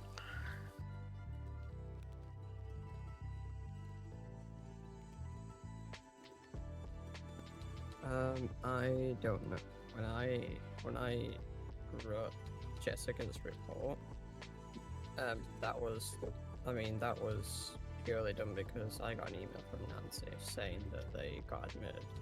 Yeah, but then we have 2 patients. Then we have 2 patients in the same bed. Well, they didn't actually state what bed they were in. Okay.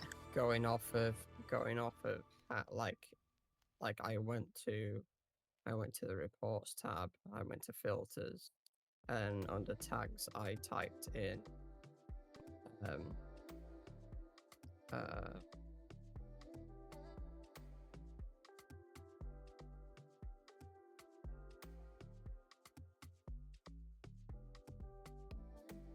so I typed in ICU admitted, and it brought up the list of people who are currently that we've got logged as admitted into the ICU, and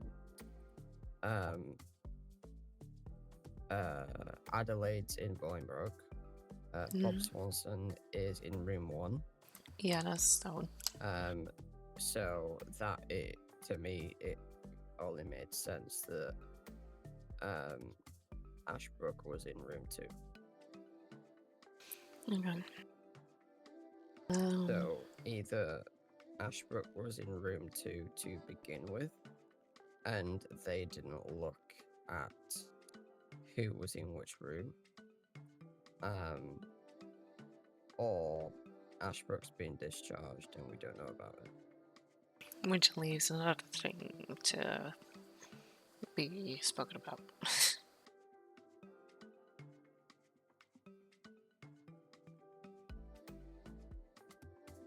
Yeah, speaking of Swanson, I'm just gonna check up on him and see.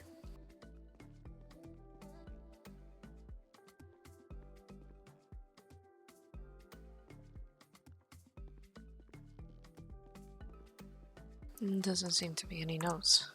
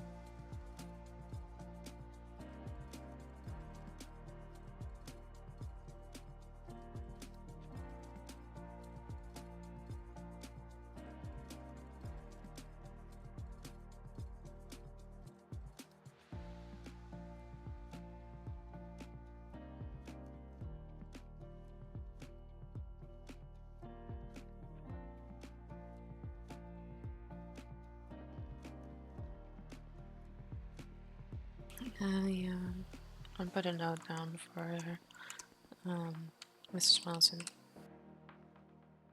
I'm doing this one. So is it okay if I put a note on the door for Ashbrook for now? In room 3? Well, you can, but I don't know whether or not they are actually in there.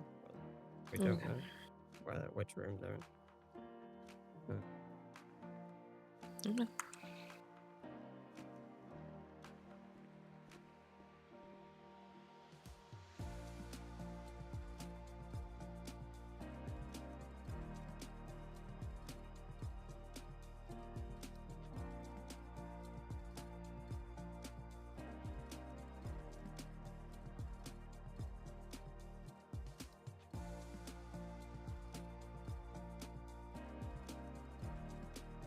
So I put the note down for when the report, or when it actually happened, not the report date.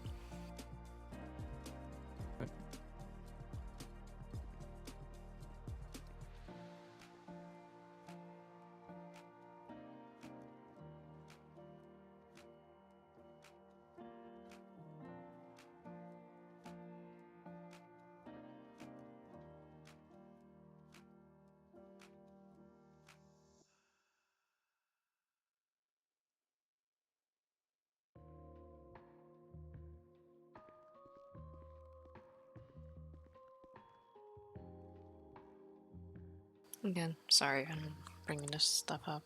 I don't know. Don't apologize. It's important stuff to bring up.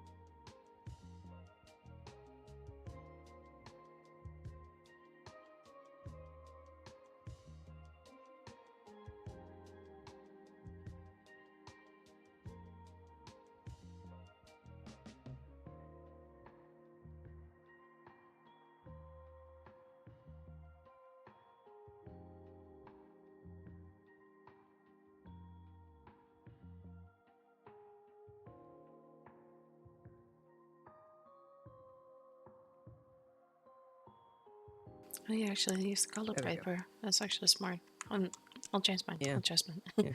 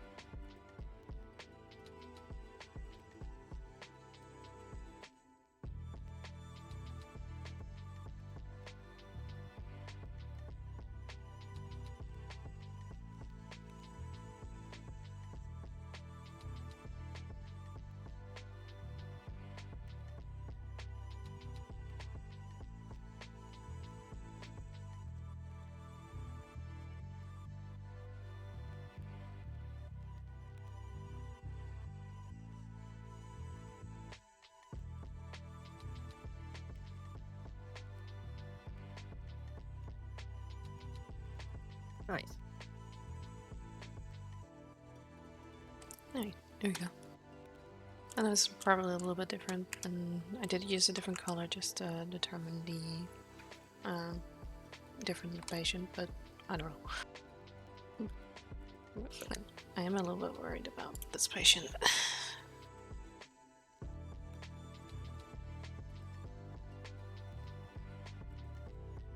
So this is the patient with the brain surgery.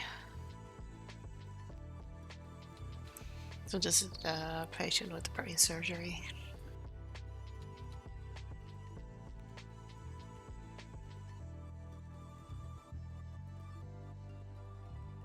Mm-hmm.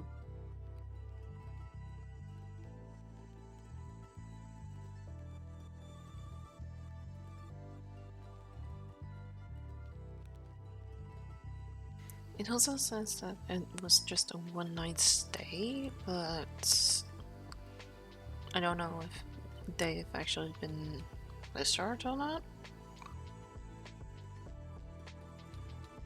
Well, they would have had to be discharged somehow, otherwise they wouldn't have been able to get out.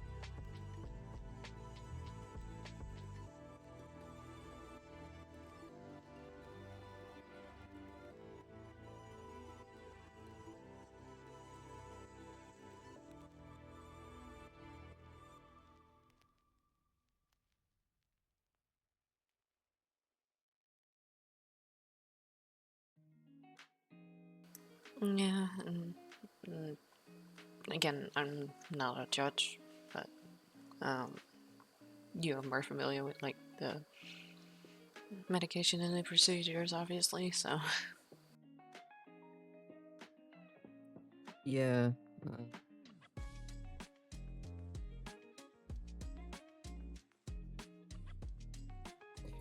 Yeah, I find it interesting that it was a walk-in. They walked in and ended up needing brain surgery. That's. I mean, it's not an issue. It's just, you know. But it was Hazel that made that call to do an MRI, so. I mean, foggy vision, slurring, you know, makes sense that you want to check that out. So I'm not faulting them on that. Yeah, they found a light brain bleed. Bruising around the head and the eye, black eye on the right eye. So it looks like a lot of flash trauma. Yeah.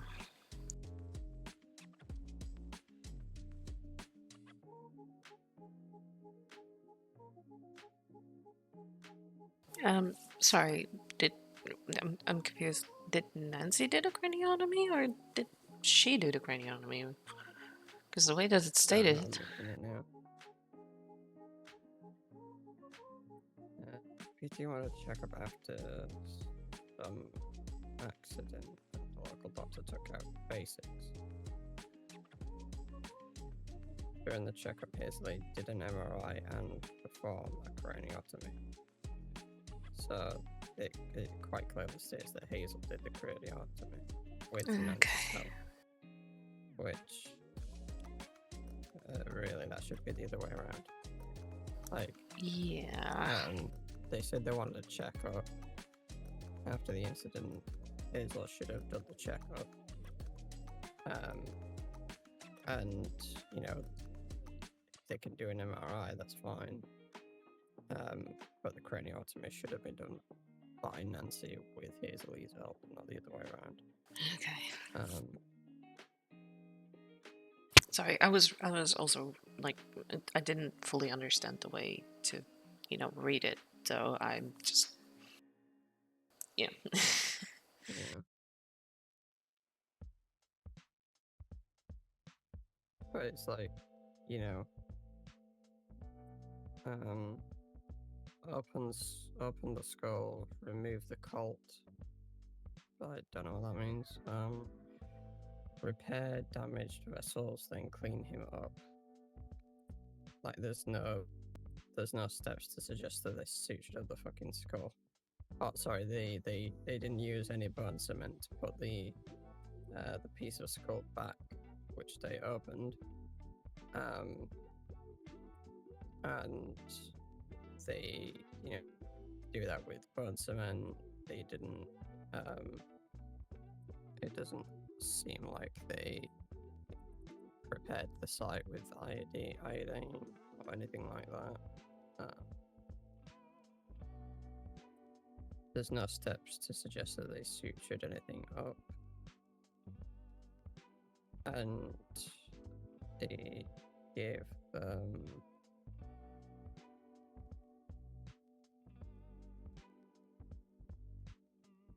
they didn't give them any pain really either.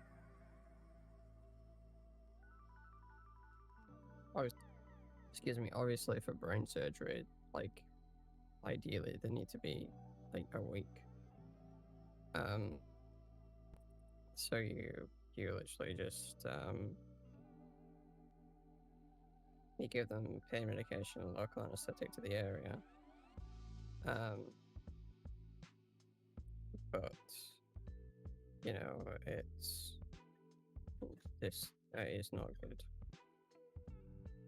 I don't know if it's a case of them actually doing it properly and not like recording, like documenting it right, or not documenting it right because they didn't actually do the correct procedure. Yeah, I mean, I understand that I also don't know everything, obviously, but I did feel like it was either incomplete or it doesn't fully make sense to what you're supposed to do for my brain, at least. Sorry.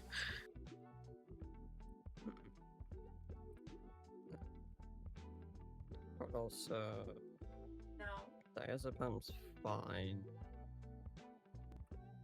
Due to the risk of them having seizures, but I mean I guess that's like a preventative precautionary measure, which is fine.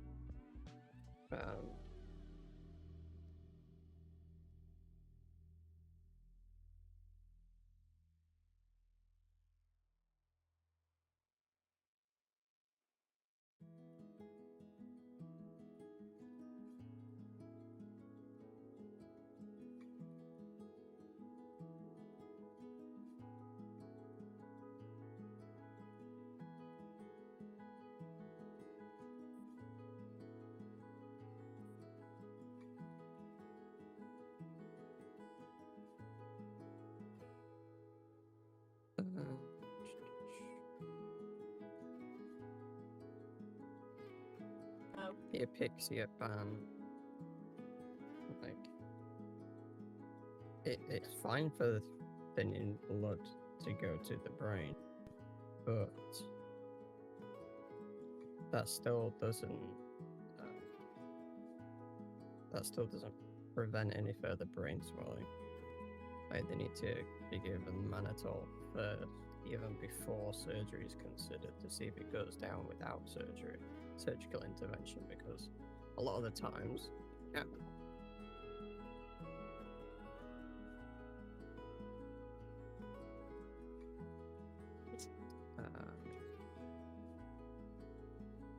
Yeah, the fact that they didn't give them any pain medication, they didn't give them any local anesthetic.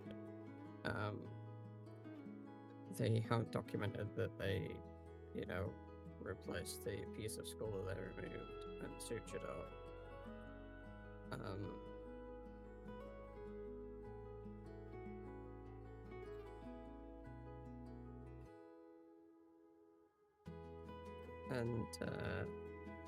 Yeah, that didn't, like, they gave them proper medication, but they missed out mannitol. But that's because they're not a doctor. And technically, Nancy should know better. It is, but they're not cross-trained as a doctor, and if it was, if they stated that, it was Nancy doing this with their help,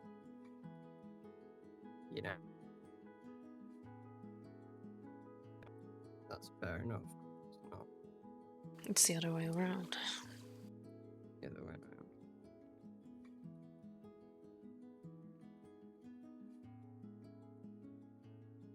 It also states in the report tile that it's the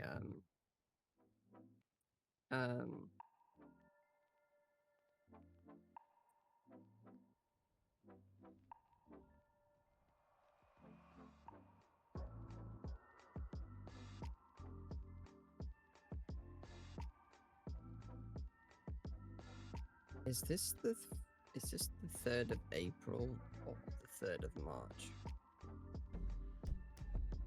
Because in the tile it says 4th of the 3rd, but in the actual report of the date it says the 3rd of the 3rd. Yeah, that's what I'm wondering too. So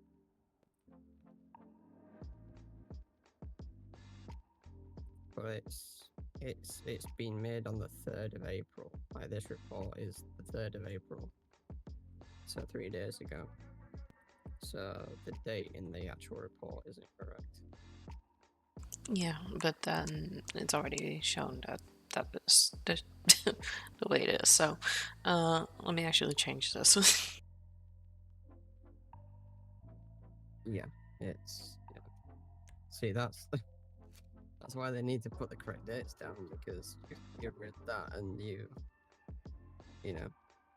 put the date that's on the report, which is right. You did the right thing by doing that, but they put the incorrect date down, so that could have caused a lot of confusion.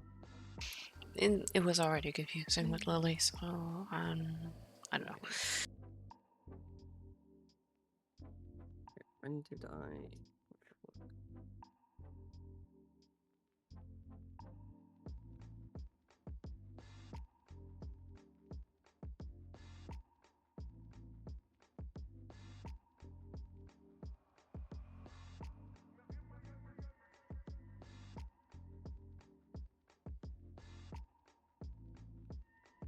There you go.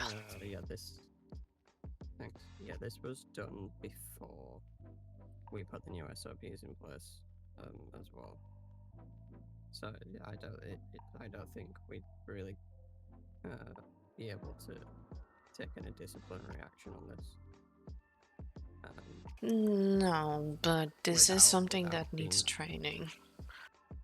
Yeah, it's a training thing, not a disciplinary thing, I think. But I guess we'll see when they come back on LOA. Like, if they do take a full 30 days off, that's fine, but we're not going to forget the things that need to be done to train them better. So yeah. Well, unfortunately, to decide that's up to Herman.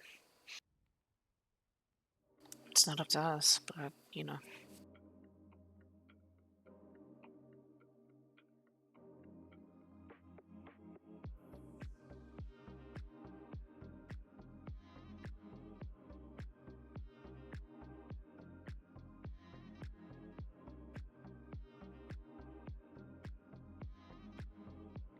I put the correct date in the report.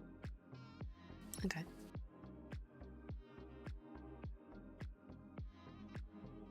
But yeah, there's some points to work on. Mm-hmm.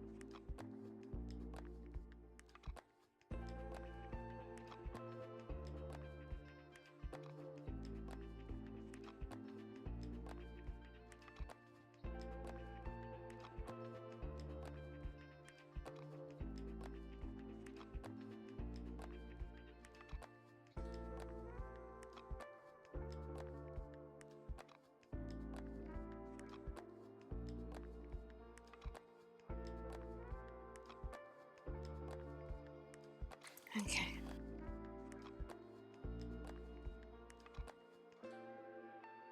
I'm gonna call this report. So I'm gonna be 10-7 for review. Okay. I also need to go to the bathroom, so I guess we're both going to be waiting. Yeah, that's fine. Yeah.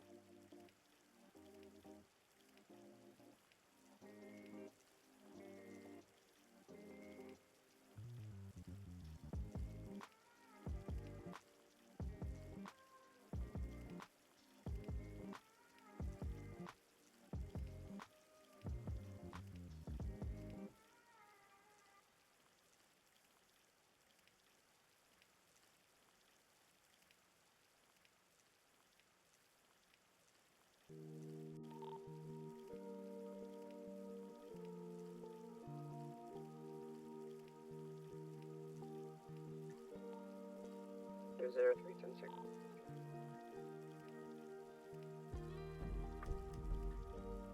Even.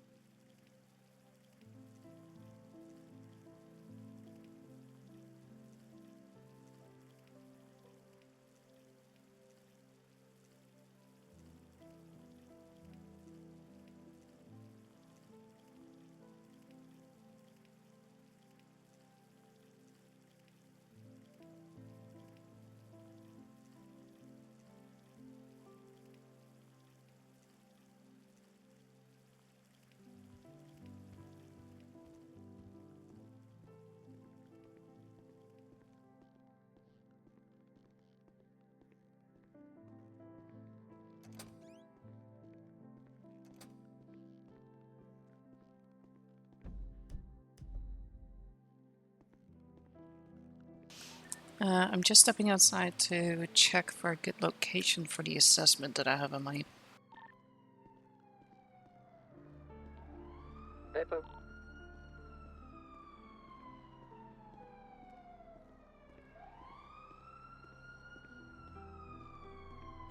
I won't go too deep into it, but just imagine hide and go seek.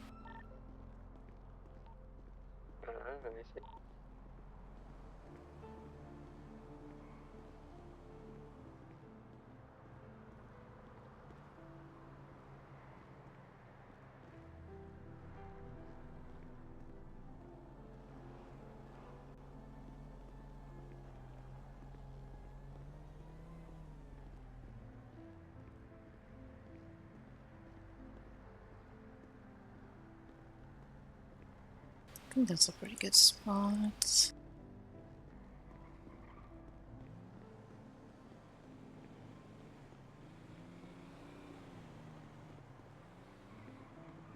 Or maybe hide behind the bins. Okay.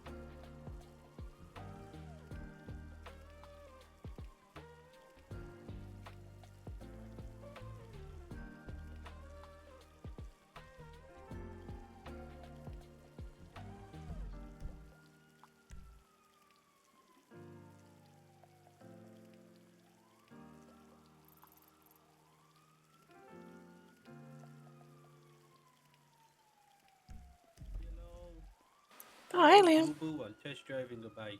Oh, that's not good. That's not good. All right, let's go upstairs. Yeah.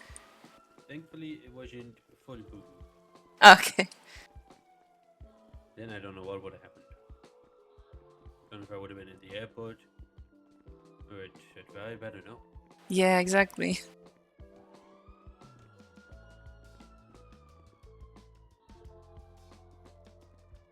Alright, let's check you over here. So, when you fell off your bike, where did you land on? Did you land on your side, on your arm, on your legs? Like, what was the first thing that touched the ground? My arm. Okay, and is it your left arm or your right arm? Left arm. Okay. Do you need to put your hands up, your fingers up in an L to know you left and right? I'm just carefully going to lift up your sleeve here just to check. I do see some road rash here, so I'm just going to clean it up with some saline. I'm just going to see how deep it is as well, and if it needs a bandage, then we'll apply that as well with a little bit of antibacterial dressing so it doesn't get affected. Yeah, let me check first what's needed.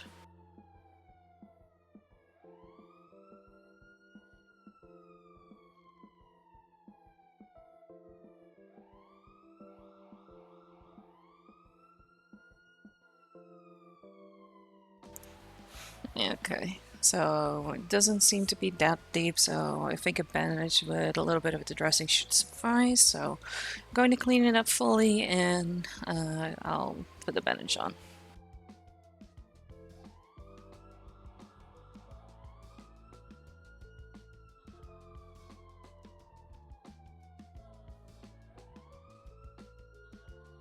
Okay, and were you wearing an actual helmet at all, Liam, or?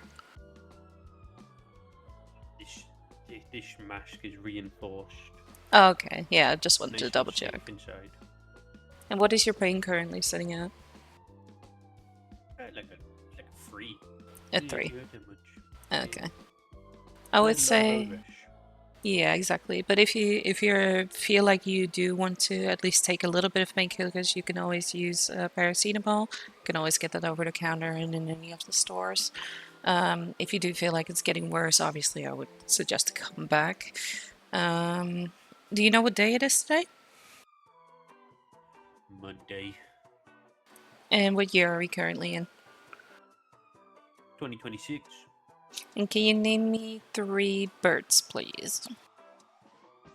You have a hummingbird. Mm-hmm. A mockingjay from Hunger Games. Mm-hmm. And a lovebird. Okay. No, sounds good. Doesn't seem like you have a concussion, so I think you're all ready to go. Just let me apply an ice pack as well. Obviously, you can use that to help with the pain a little bit too. And then should be within 24 to 48 hours, it should be at least a little bit better. Yeah, the police, I think they're here for you. Sorry, what was it? Hey, the police, I think they're here for you. Yeah, it sounds like it. It's very sticky. It is very sticky. Try sitting up first. There you go. Alright, was there anything else I could do for you? No, I think I'm all good now. Alright, sounds good. Well, take care and please be careful with those bikes. What bike was it, actually? Are you a bit hungry and thirsty right now? Oh, no, currently I'm good, thank you. Well, what bike were you testing? Double T, I think. Oh, okay. Yeah, I'm still hopefully going to save up for a zombie chopper. Yeah, I might get a bike at some point. I don't know. All good. This bike out here is mine. Was this the one that you were testing then? No. The one I was testing is down at the airport still. Ah, okay. Yeah, this one is pretty good. Yeah, this is mine. Yep. Red as well, matches your hair. Yeah. No, this one looks pretty good. I'm just more into like the older style bikes, personally. Yeah, but these go wee tea and warm. Mm-hmm. Yeah, that's true. All right, Liam, you take care, okay? Take care.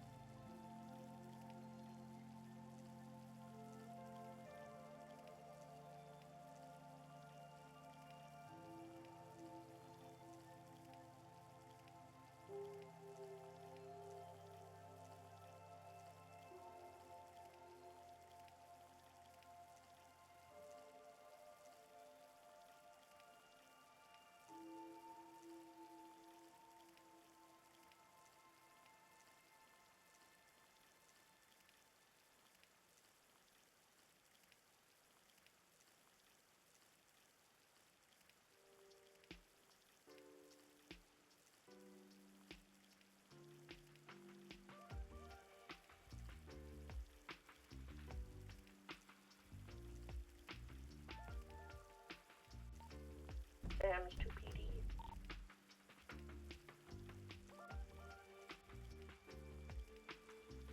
Send it. I was curious. Do we have a blood alcohol level for like up to be above?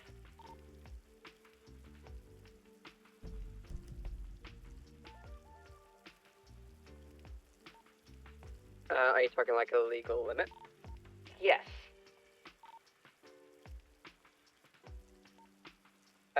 I don't believe so. And the last time I checked the penal code, it just says, I think it just says driving under the influence or something like that. It doesn't specify an actual limit, but what we could do is, with patient consent, we can conduct a blood test and verify whether there are traces of alcohol in there. Cause I just had Sergeant McCormick do a breathalyzer and it was a 1.3, but I was asked, I'm like, I'm pretty sure it's a 0.8, but I was checking with you guys. Yeah, unless it states in the penal code, like we as SAMs don't, like we don't kind of justify or set that limit, that would be the DOJ. Okay. I was just curious if it was told to you guys or not. I will just advise him that we don't technically have one, but... Yeah, I can have a little read of the penal code in a little bit, and I can drop you an email just to confirm. But yeah, the last time I checked, there isn't a limit isn't actually specified. Okay, I will probably get with DOJ then if there's not one to set one. That way we can abide by it. Yep, all sounds good. If you need any assistance on like things like units and measurements for blood and stuff like that, just drop me an email. Okay, thank you. I'm gonna switch back to police one. Also, Seraphina. Take care. Seraphina, really quickly, if you do have the answer, could you also let us know, please? Yes, I will find out. All right, thank you. Bye. Bye. Much appreciated. Bye.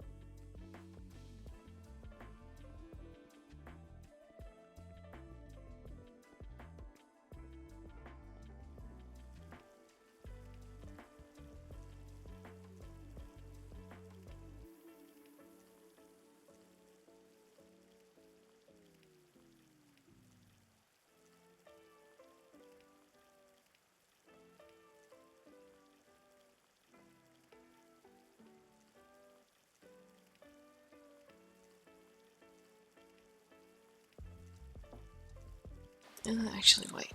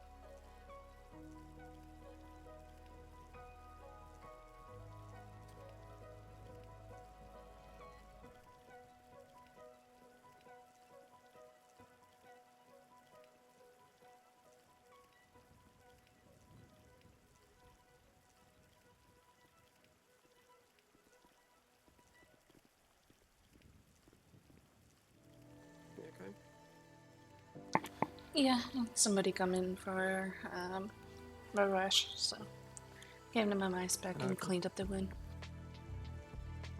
Okay, good. Yeah, I put some levels on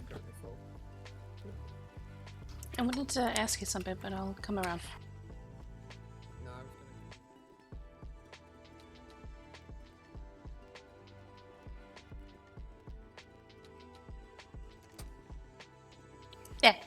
I was gonna. Yeah. I was gonna come around because I was gonna go collect it. I was gonna go 42, but I just wanted to ask you advice on something first. It's nothing major, but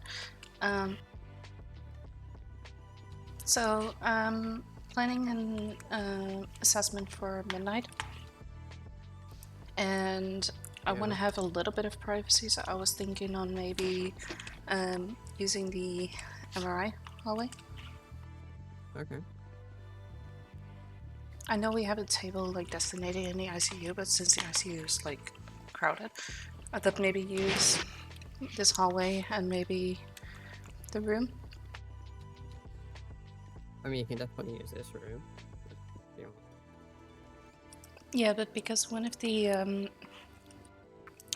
points for the assessment is also a behavioral one, and because I also wanted to put a little bit of like search and rescue in, I wanted to ask Herman or you, if Herman is busy, to like come into the room and then let Midnight have like a little sniff, and then you go hide and seek, and they go and look for you in the nearby vicinity.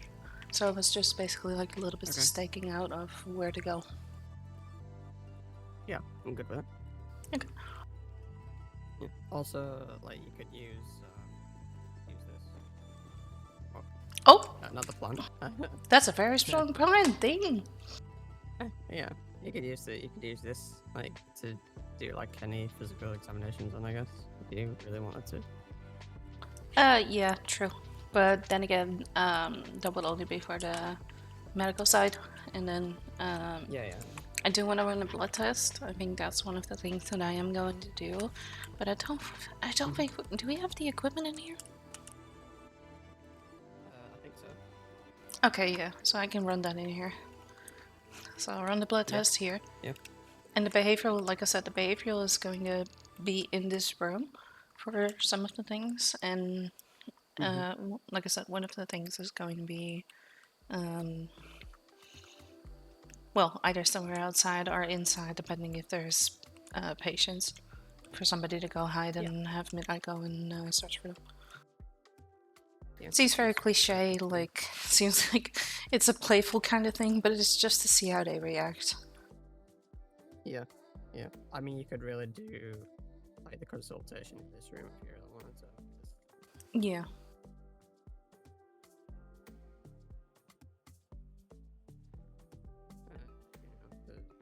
But you're okay with that? Like, you got a computer and you got the lab stuff. Yeah, I'm fine with that. Okay. I don't have an issue with it.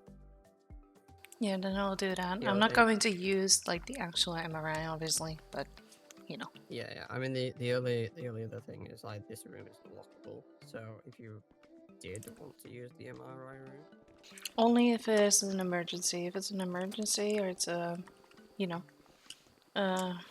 becomes an emergency situation, then we can be in here. Yeah, because it's nice low lighting, and, you know, because the UV lights as well, you might be able to check for like, I don't know, isn't there that thing where if you spray like a substance on them and it like fleas or mites or stuff like that, it can show up in the UV light or something. Yeah, but it's not necessary unless... okay, let me put it this way.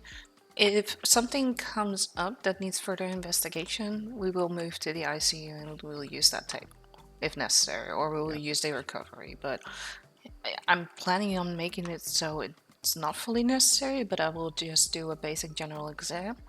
And you know, check their airways, check their not the airways, sorry, check the breathing, check the pulse, check the temperature, see how their condition is, and then later on it will be behavioral. So I will put down some food, see how they react if that was being taken away, if it's in a bowl, see how they react to commands. Like I said, do a little bit of hide and seek for search and rescue, see how they respond. And the other thing that I need somebody for is to have somebody else give some comments on basically like sit, lie down, walk, and all that stuff. Okay. Seems a little bit excessive, but I'd rather do it right. Yeah.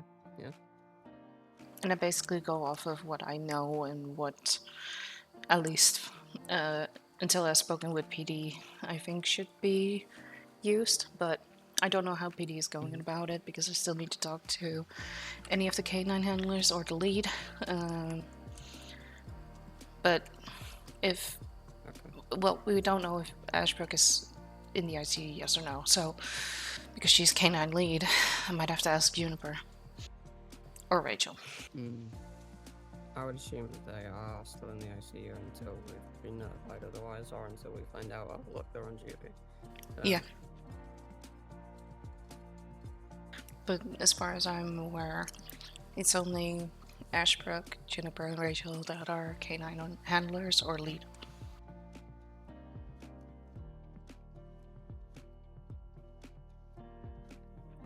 Okay.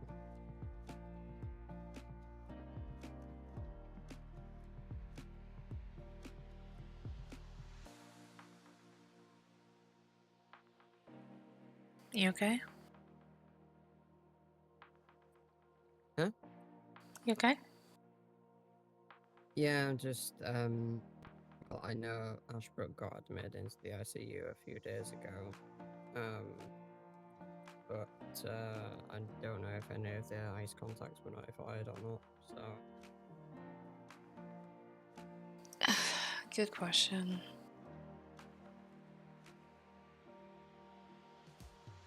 I think, okay, let me put it this way. You can agree or disagree with this, but I think we need to figure out if Ashbrook is still in the ICU, yes or no. And then go from there and see if we can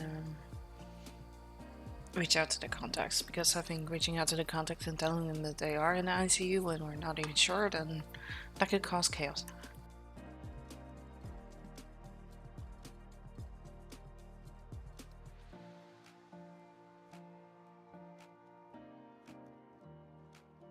Yeah, I agree. I can reach out to the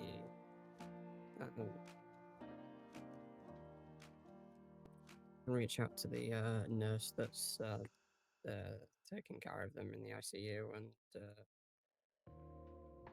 see if they have been discharged or not. Because I don't want to, let me double check. There hasn't been any ICU checkup done by any of Sam's, so...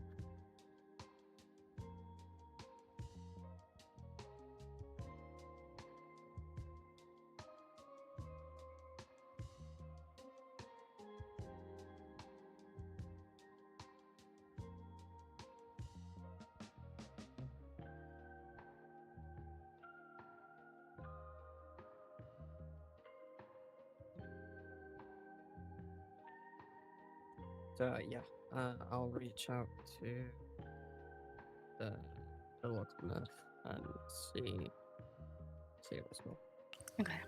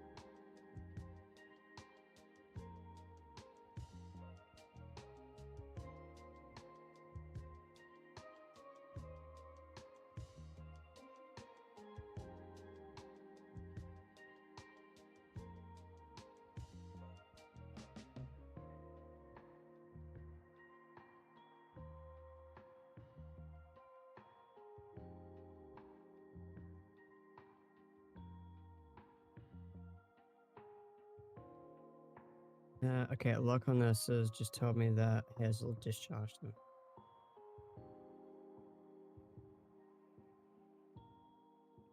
Okay. So we can go ahead and take that level off of room 3. Yep.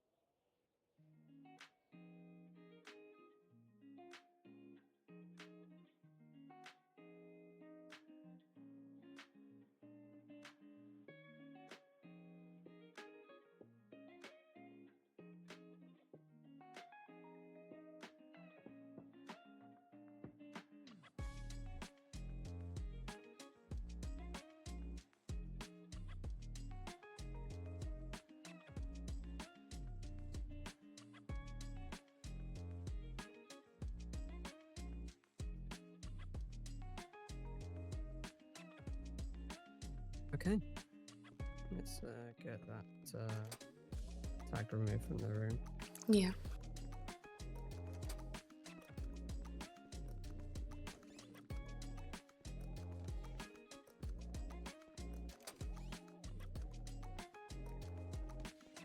While you do that, I was just quickly cleaning the bed.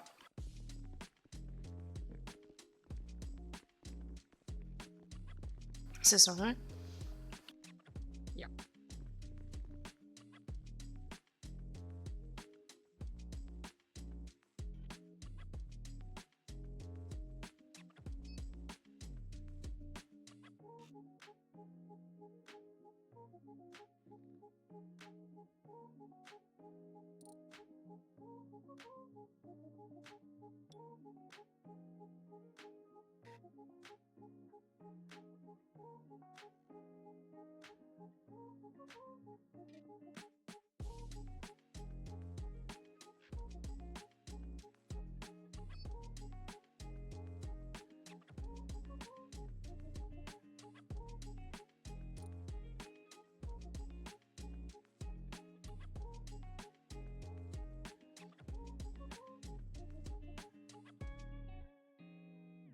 Okay, basically. Okay, very good.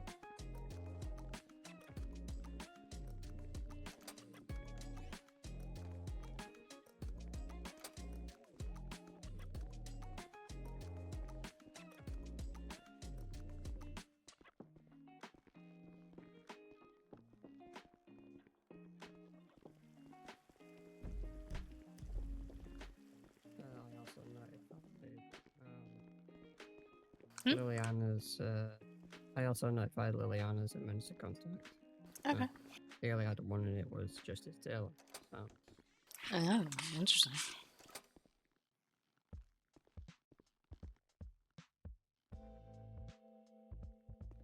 Yeah.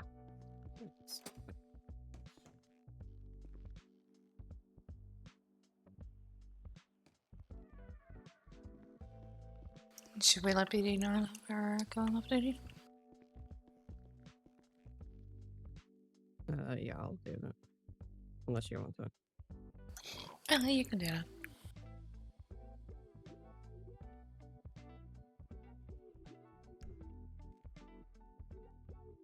Actually, no, they should get a dispatch notification. Oh, yeah, true. So we shouldn't have to know. Hmm? I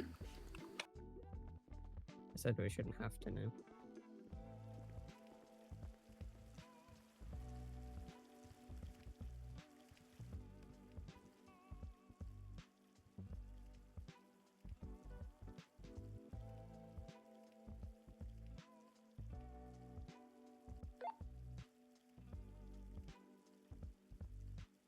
Alright.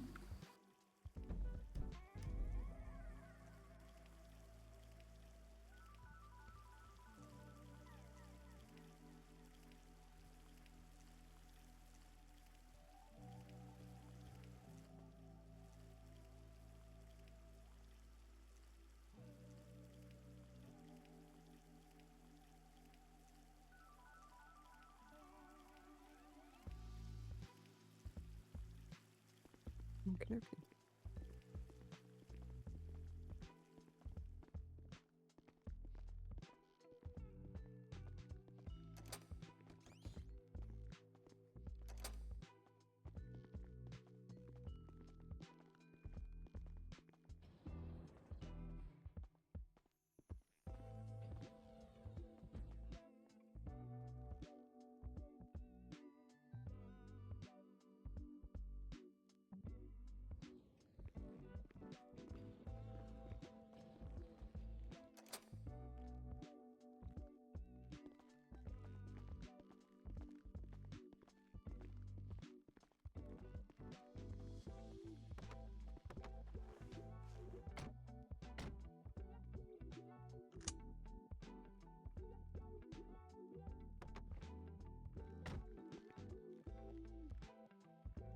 You okay?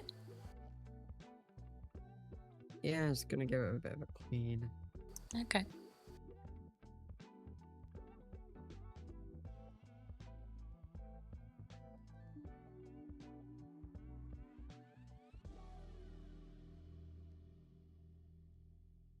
But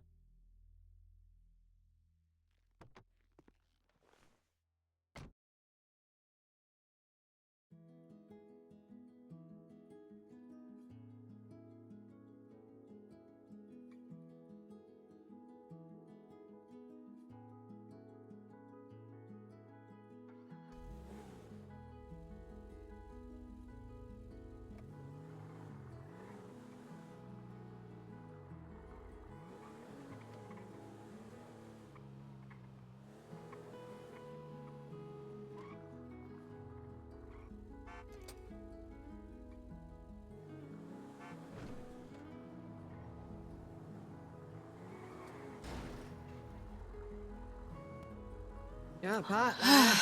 That's a rough spot for a car. Oh my god. You okay? Yeah, I don't know if it's my eyes or not, but also just blurry now. Hmm. What the? I'm impaired either. That was your fault, lady.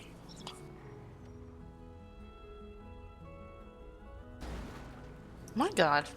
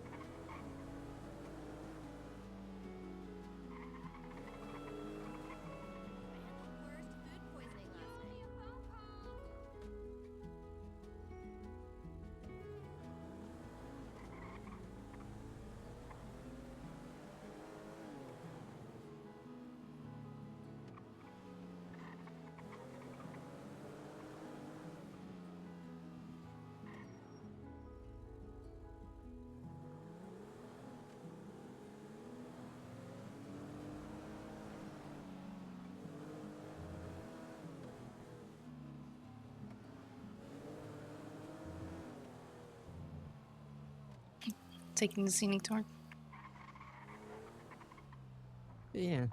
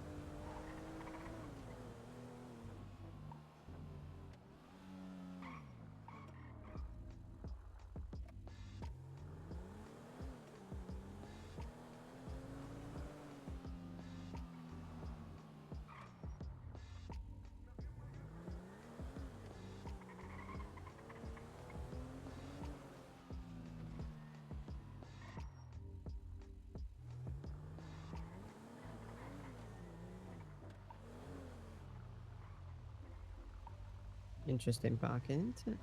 Yeah.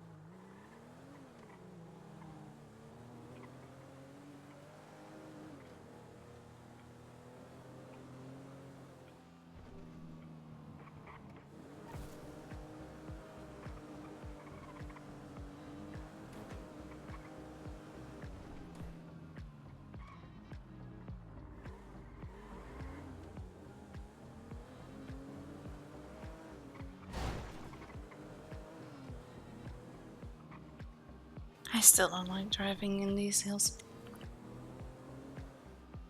You don't? No. I can stop driving. It's okay, it's just, locals. Oh, you don't like driving? Yeah, I don't like driving in these hills. We don't mind being driven in them. No.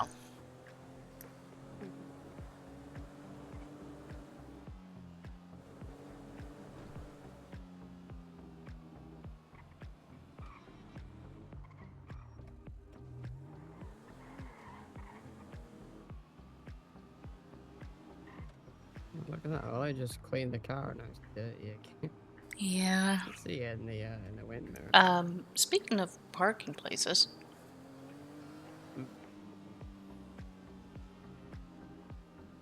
Did I miss one?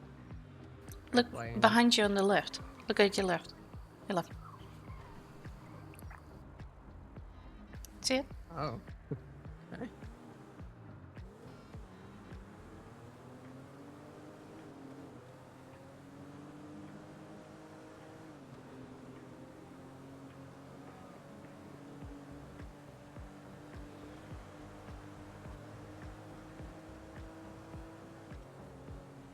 Yeah, to give answer to the question, no, I don't mind you driving anywhere. You know, I'm happy to spend time with you anyway. But I'm going to be honest, I'm hoping it's going to be less at work and more just with us soon. Yeah.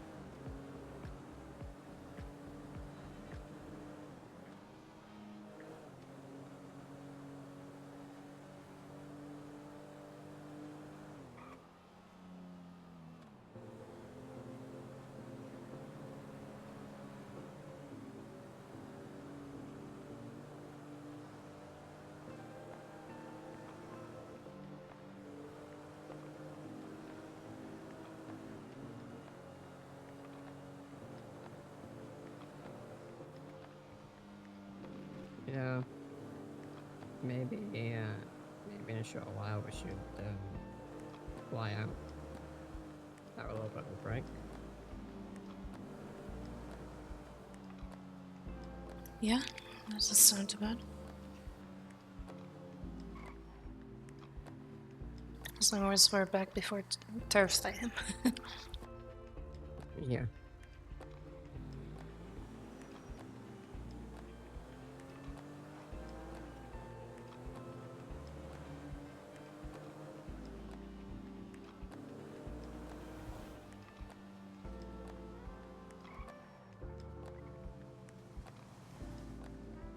Yeah, I think we'll be back for Thursday. I think we'll be back much earlier than that. Just, I think we're both need a little bit of a break for a day or two. Okay.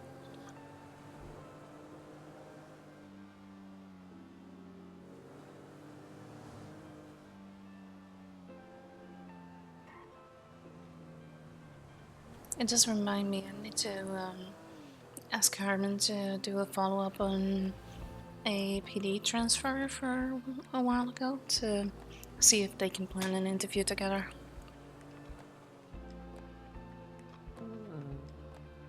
Wait, are you reminding me to do that? Or...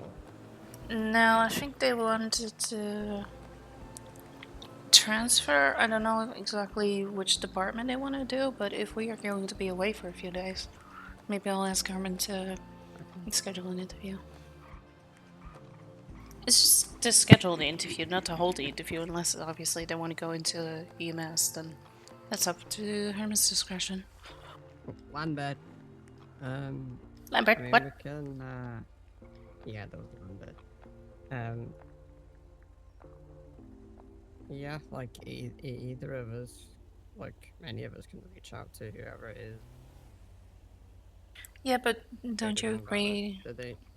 Don't you agree that if they want to go to a specific department, then that person's higher rank should do that? I mean, they can do the interview, but it doesn't necessarily mean that, you know,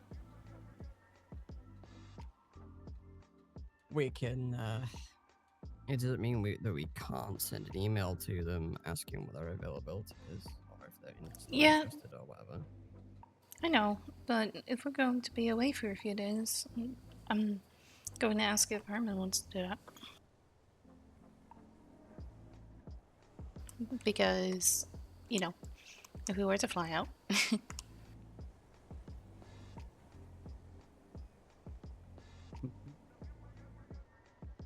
I mean, if we were to fly out, like, if we're going to fly back in any time, like, it's not like it's not like we're going on like a vacation or something. It's just like a break for a couple of days.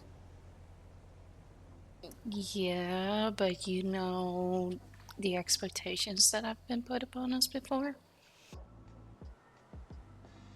Yeah.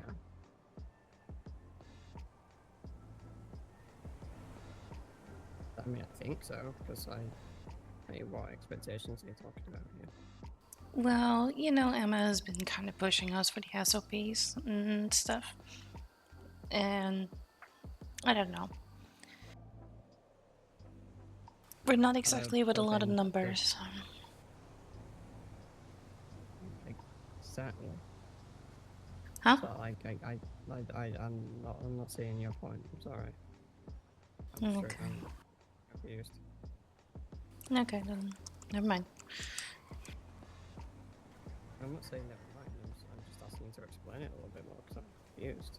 I don't want to be left confused. Well, let's just say we don't have a lot of numbers, for one. Two, yeah. I've heard multiple times now that we had to get the SOPs done, You know, the SOPs are done. We have. Yeah. But now it comes down to hiring people, doesn't it? I'm not ready to hire people on. I'm going to be honest. Okay.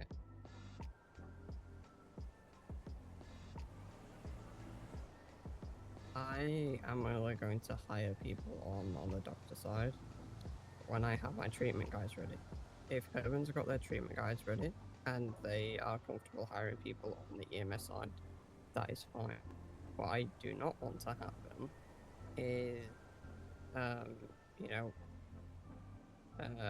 we hire someone on just because they're interested in SAMs in general, and then ends up them being interested in the doctor side or the veterinary side, and them not actually able to do anything because we're not ready to train them yet. I know. We shouldn't be hiring anyone on that.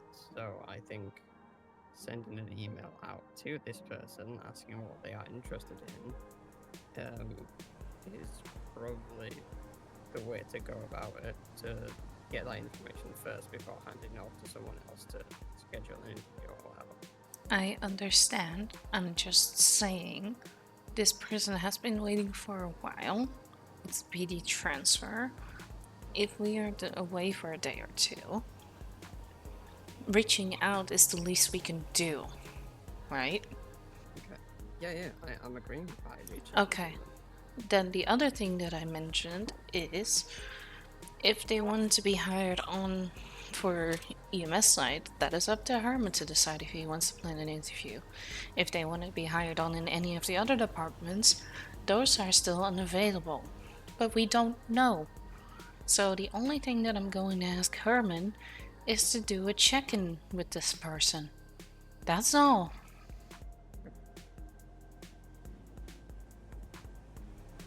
That can be done by any of us, right? Exactly, so why, like... The reason... do that ourselves? Okay, you can do that. You can do that. The only thing that I wanted to...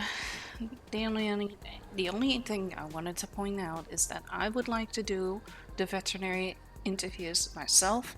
I can imagine you want to do your doctor interviews yourself, and Herman wants to do his interviews for the EMS side. That is the only thing that I was going to mention about this. But yes, if you do remember, we have been pushed to do more recently. So I'm just worried that because this person has been waiting for a little bit already, that they are going to stress us again into, doing more.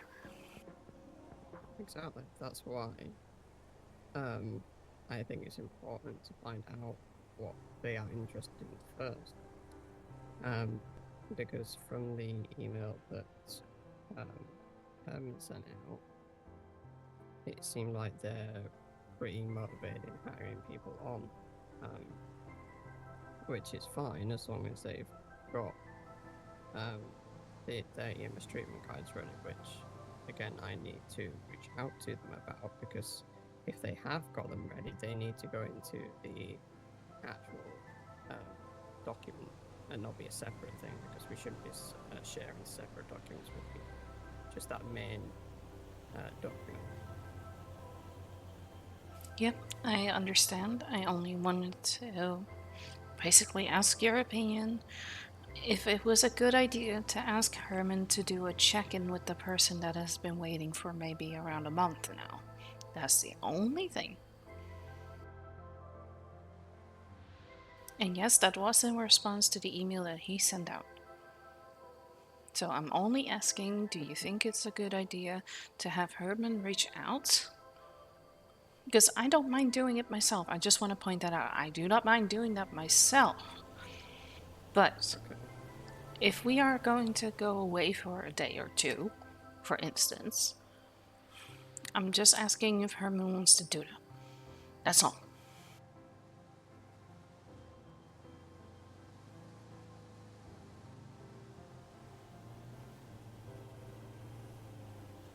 But if you want to do that when we get back, we can also do that.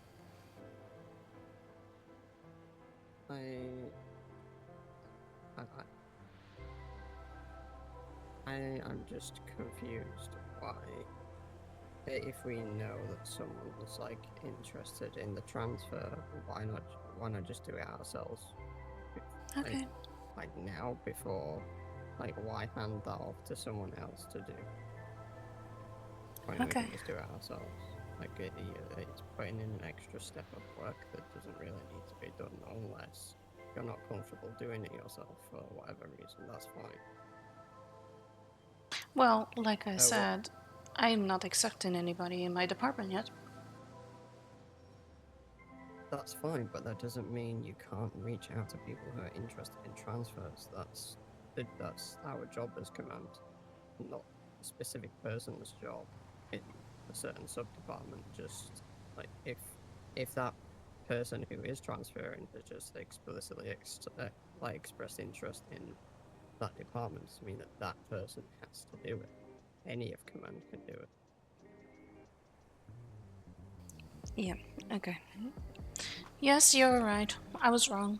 Okay. That's it.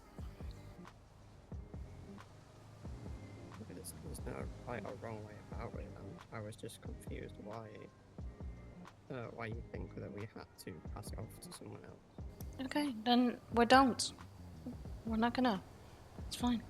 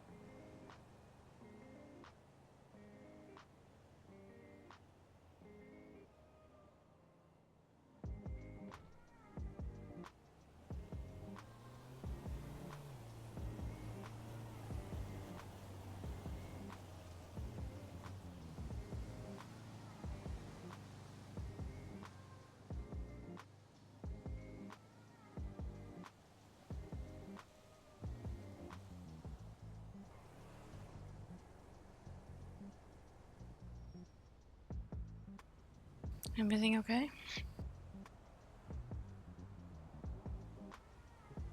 I don't really feel like it annoyed you. What do you mean?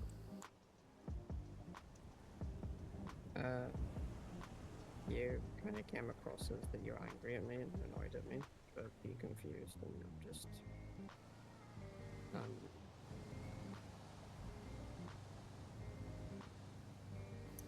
No, I'm not. I'm afraid that I said something I shouldn't have said. No, you haven't. But please see it also from my perspective a little bit. We've been put under immense pressure. All of us. Like, I'm not just saying me. We've all been under a lot of pressure. I'm just...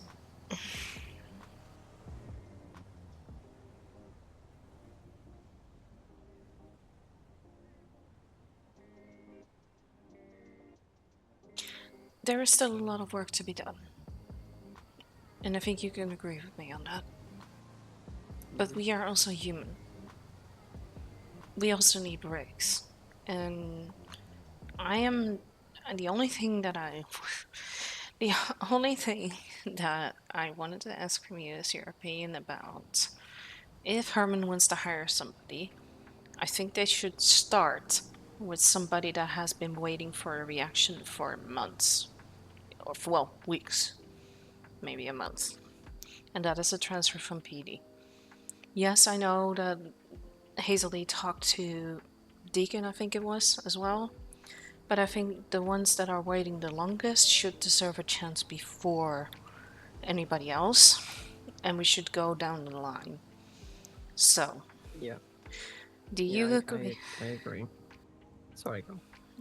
So do you also agree with me that if Herman wants to hire somebody, and this person, again, not 100% sure, wants to come in for an interview because they have been waiting for a while, then we can ask Herman to do that, correct? If it turns out that they want to do doctor stuff or veterinary side, we can still say that that is not available right now. But remember, people also might want to cross-train. So maybe they want to start out as an EMS. We don't know. Yeah, you're right. I guess I'm just trying to avoid the thing of hiring someone on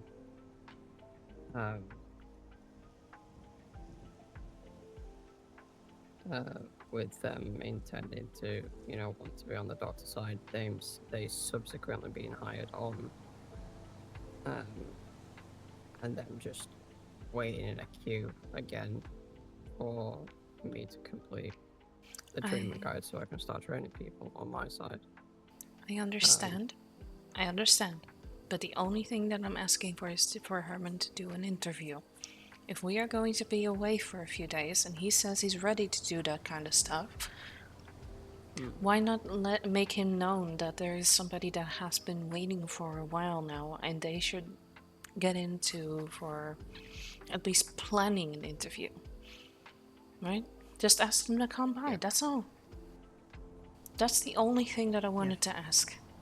But you do agree with me that we should go down the line of who replied first? Oh yeah, absolutely. Okay. It should be. We should interview people who have been waiting the longest. Okay, that's all. That's the only thing. But I'm going to be honest with you, if we were to fly out and go somewhere else for a few days, I do not want to think about work.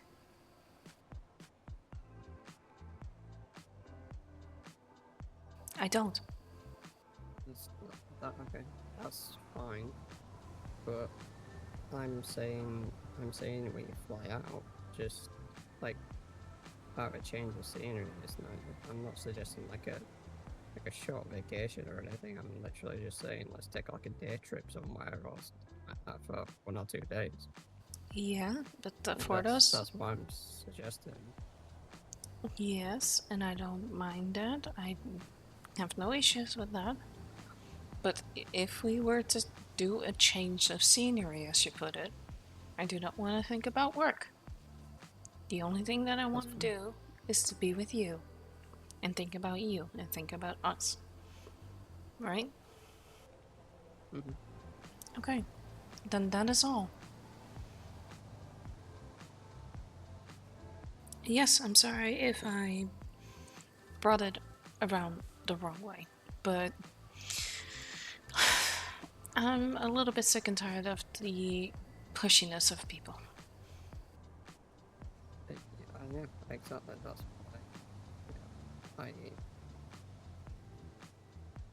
that's exactly the reason why I want to avoid someone being hired on for something they can't currently do, because I feel like we're going to get that pushback again.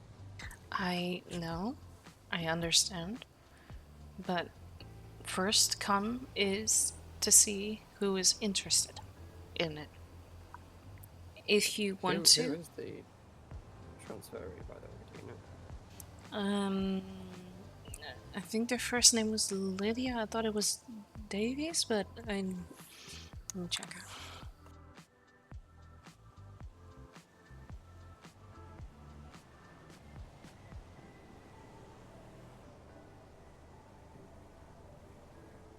Lexi? No, it's not. No, that's too close.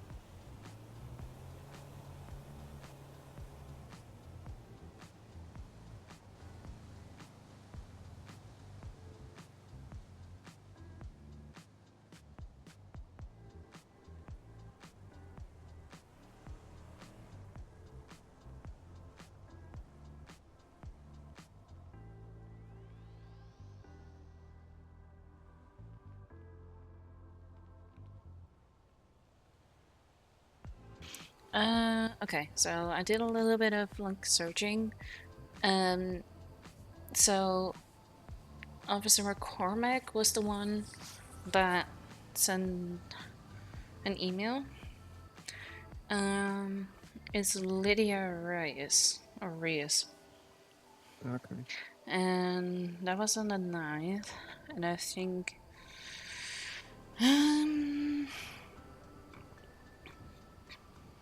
Okay, I see.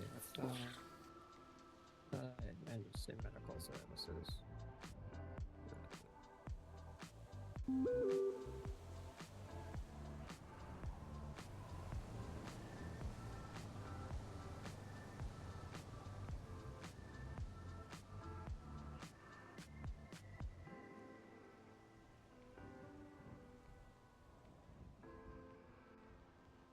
I reply to that one? I can't remember. Yeah, you did, I think.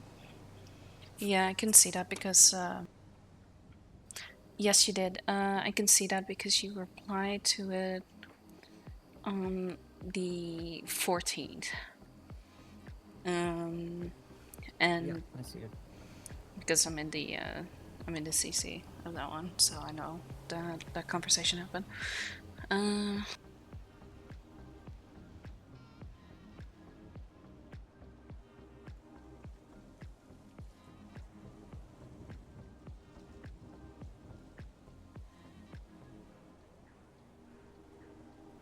Yeah, because that's when we started doing like background checks from BD with Yeah. to make sure. Okay. Yeah, because right before was that situation with you know who. Yeah. Yeah. So. Lord Voldemort. Mhm. But that goes to show that it's almost a month. So that's why I'm saying, like, I think we should just send a follow-up to them and see if they are still interested, and ask which department they would be interested in, since EMS is currently the only one. Okay. Or to ask them to come in. That's also something we can do, you know.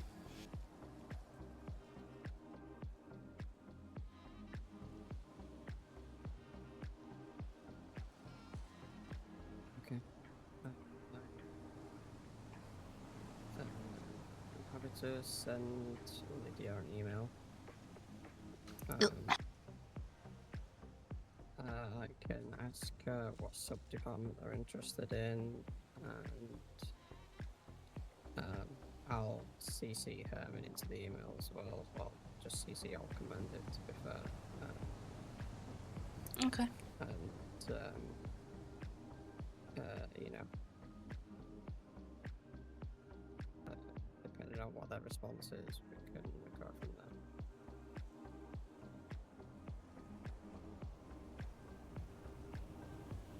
That sound good? Mm-hmm. Okay.